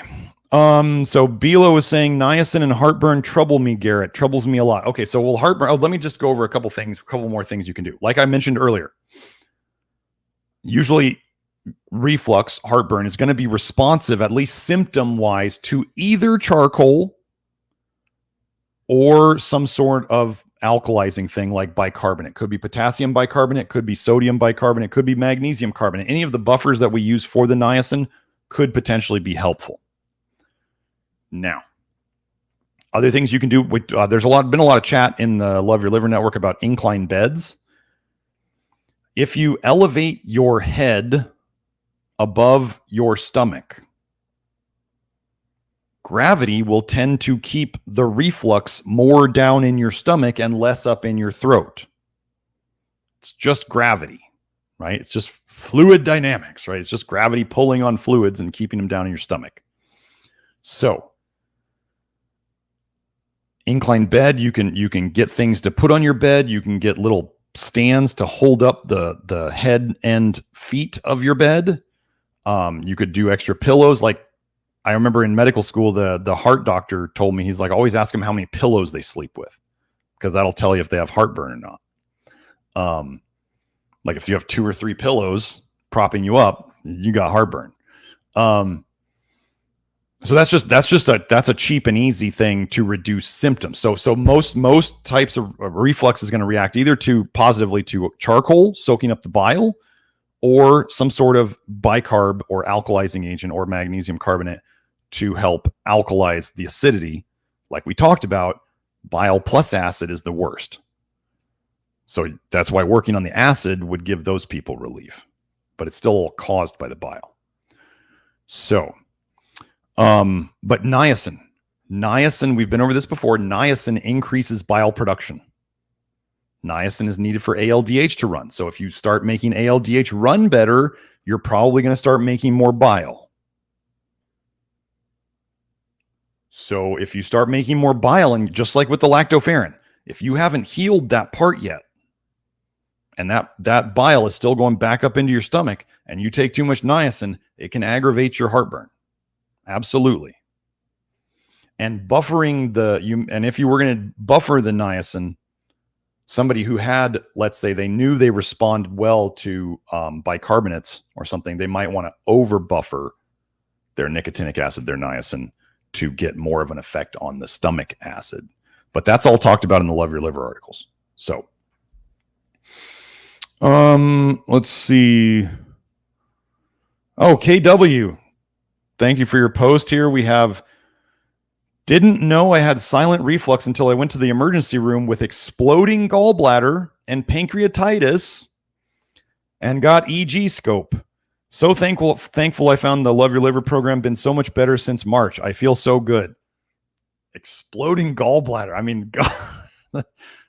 So again, folks, all that we just went over here, like it's a bile problem. This person, KW, had a bile problem, showed up in their gallbladder, showed up in their pancreas. They had silent reflux.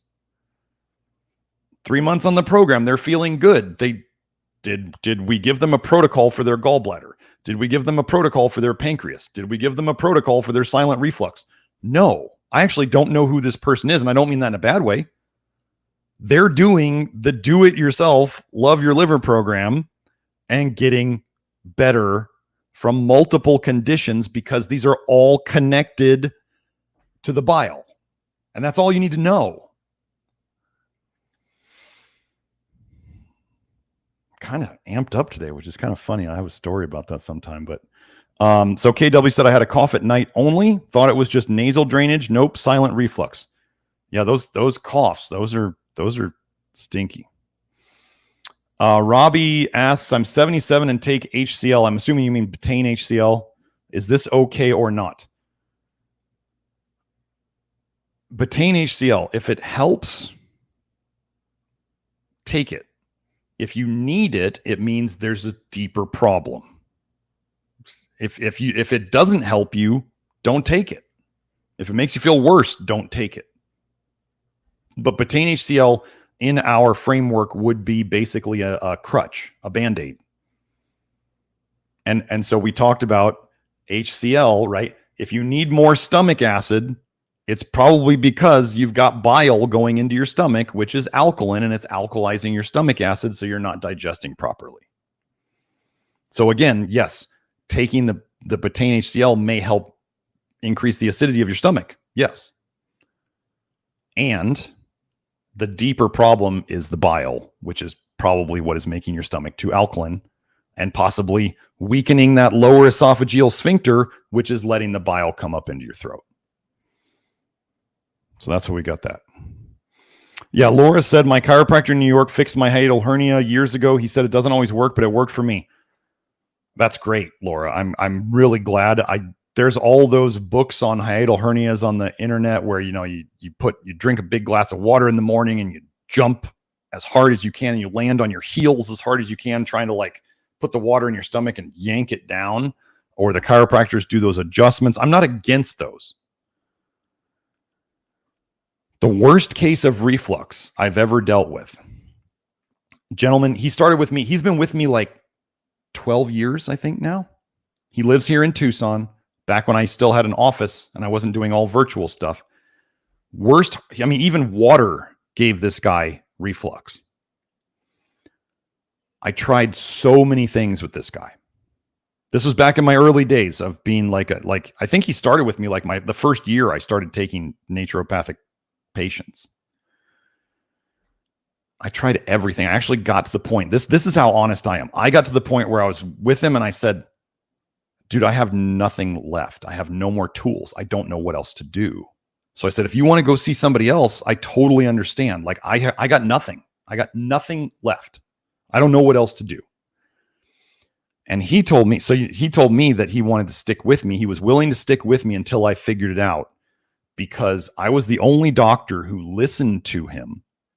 And I didn't make him feel like he was crazy or he was making it up or he was exaggerating or any of that stuff, because I don't have any reason to not believe clients. If you want to come to me and lie, you can. It's not hurting me. If you want to tell me you're better when you're not, you're hurting yourself. If you want to exaggerate things, you're making it look worse.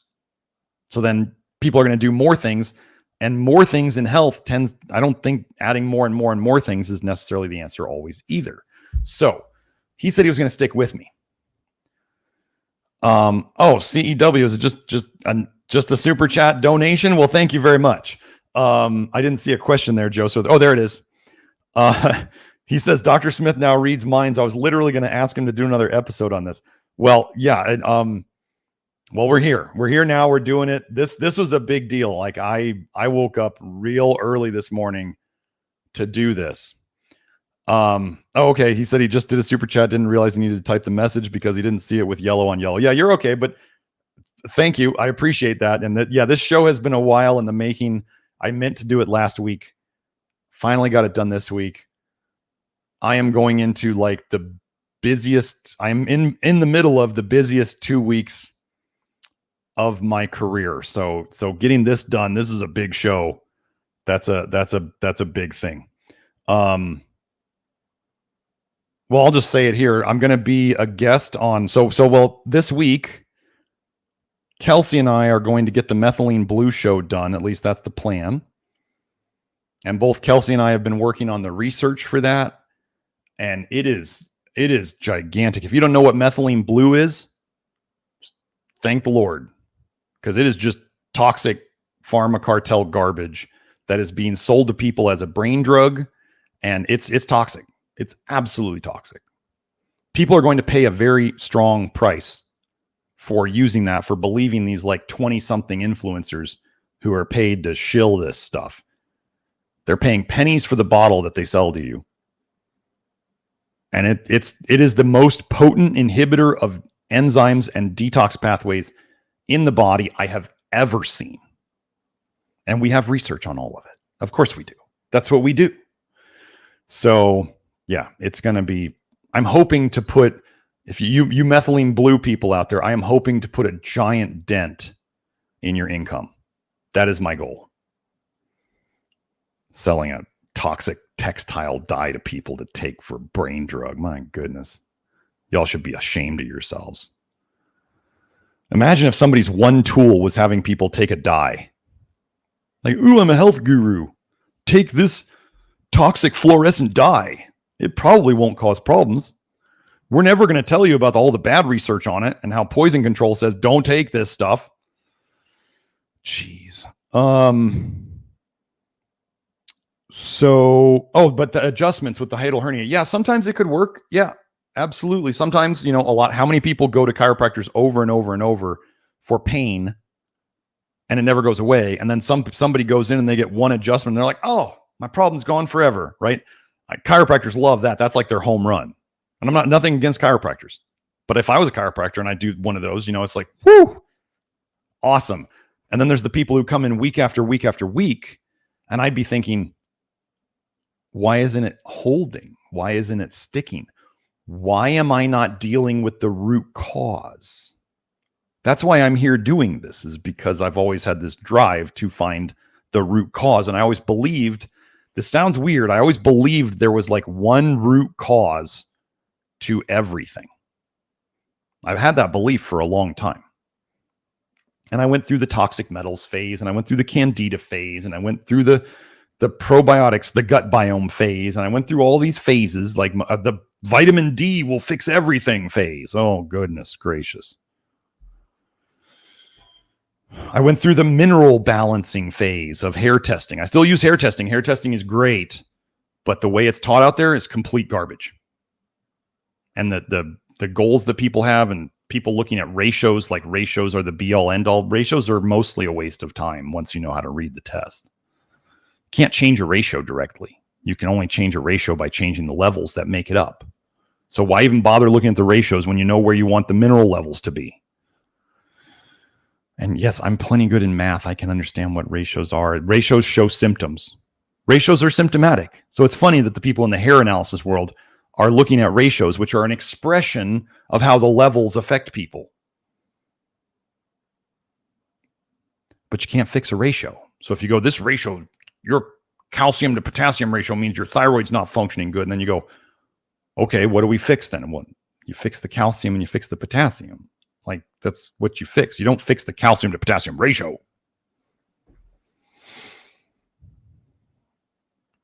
Okay. Hope said, when I had what I think was an ulcer, I needed the nicotinic acid buffers, the bicarbonates and the carbonate, and activated charcoal to help it. Eventually, I got to where just activated charcoal helped. Well, isn't she kind of explaining she had mixed reflux, acid, and bile? She did charcoal and the bicarbonates, the buffers. And then eventually, as she was fixing the problem, she didn't need the extra buffers anymore. And it was just charcoal. And we're just down to the bile. Amazing how all these things prove themselves in the real world.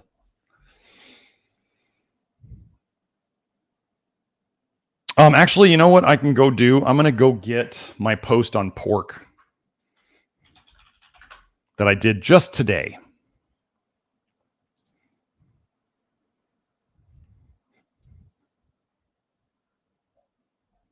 Where is it? Oh, those must be reposts.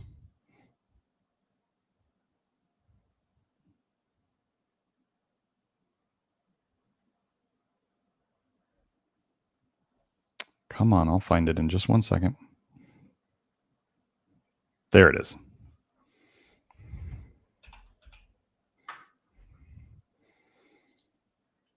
So I'll give you guys all these links if you want to read them, but I'm really just going to go through the tweet. So Joe, you can show this. Pigs/pork are absolutely full of toxic vitamin A. I don't care what the USDA charts say. The USDA charts only show retinol. Keep that in mind. Pig liver is the highest out there in terms of toxic vitamin A. Quoting the paper, the values found in individual studies vary considerably, but the highest vitamin A content in the liver is usually reported in pigs. 5 references. This is an article of mine on my old research forum. I'll put that link in there. Actually, I'll put my tweet link in there too. Lard factor is a synonym for vitamin A, as in retinol. So there is something that they found. They found vitamin A activity enough in lard. They were still figuring out what vitamin A was, but they said, we're going to call this lard factor, and it seems to do everything related to vitamin A. I've been over this before. I'll just go and show you all the titles of the studies.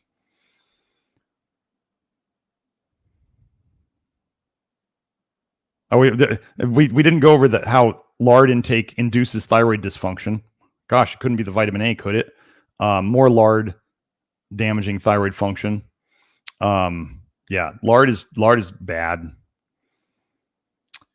Worse than soybean oil. So here, let's just read these titles again. An unknown factor with vitamin A activity distilled from lard. Relation of vitamin A and lard factor to disease caused by rancid lard. Oh, you mean oxidized vitamin A turning into retinaldehyde and retinoic acid? Oh, that would be worse. Studies in vitamin A, 26. The vitamin A replacing effect of lard.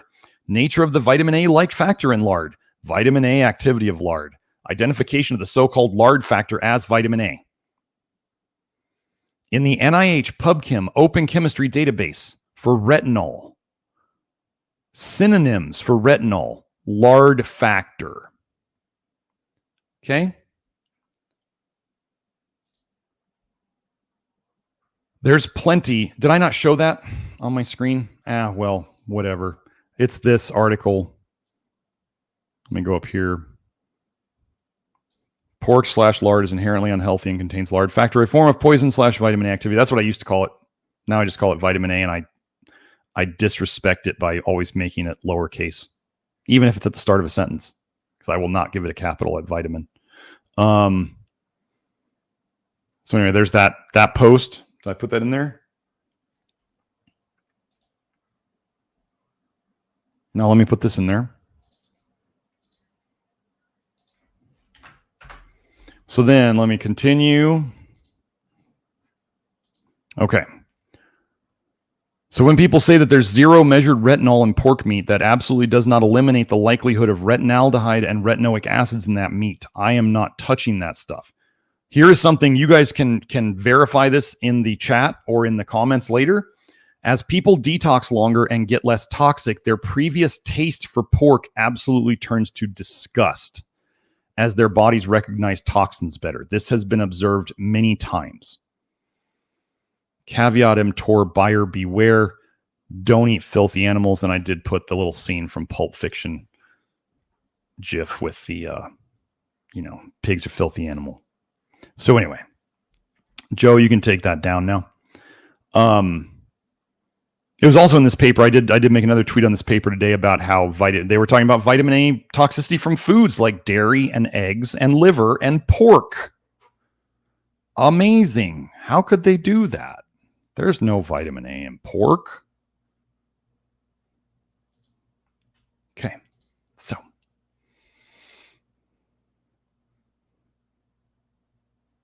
Let's see.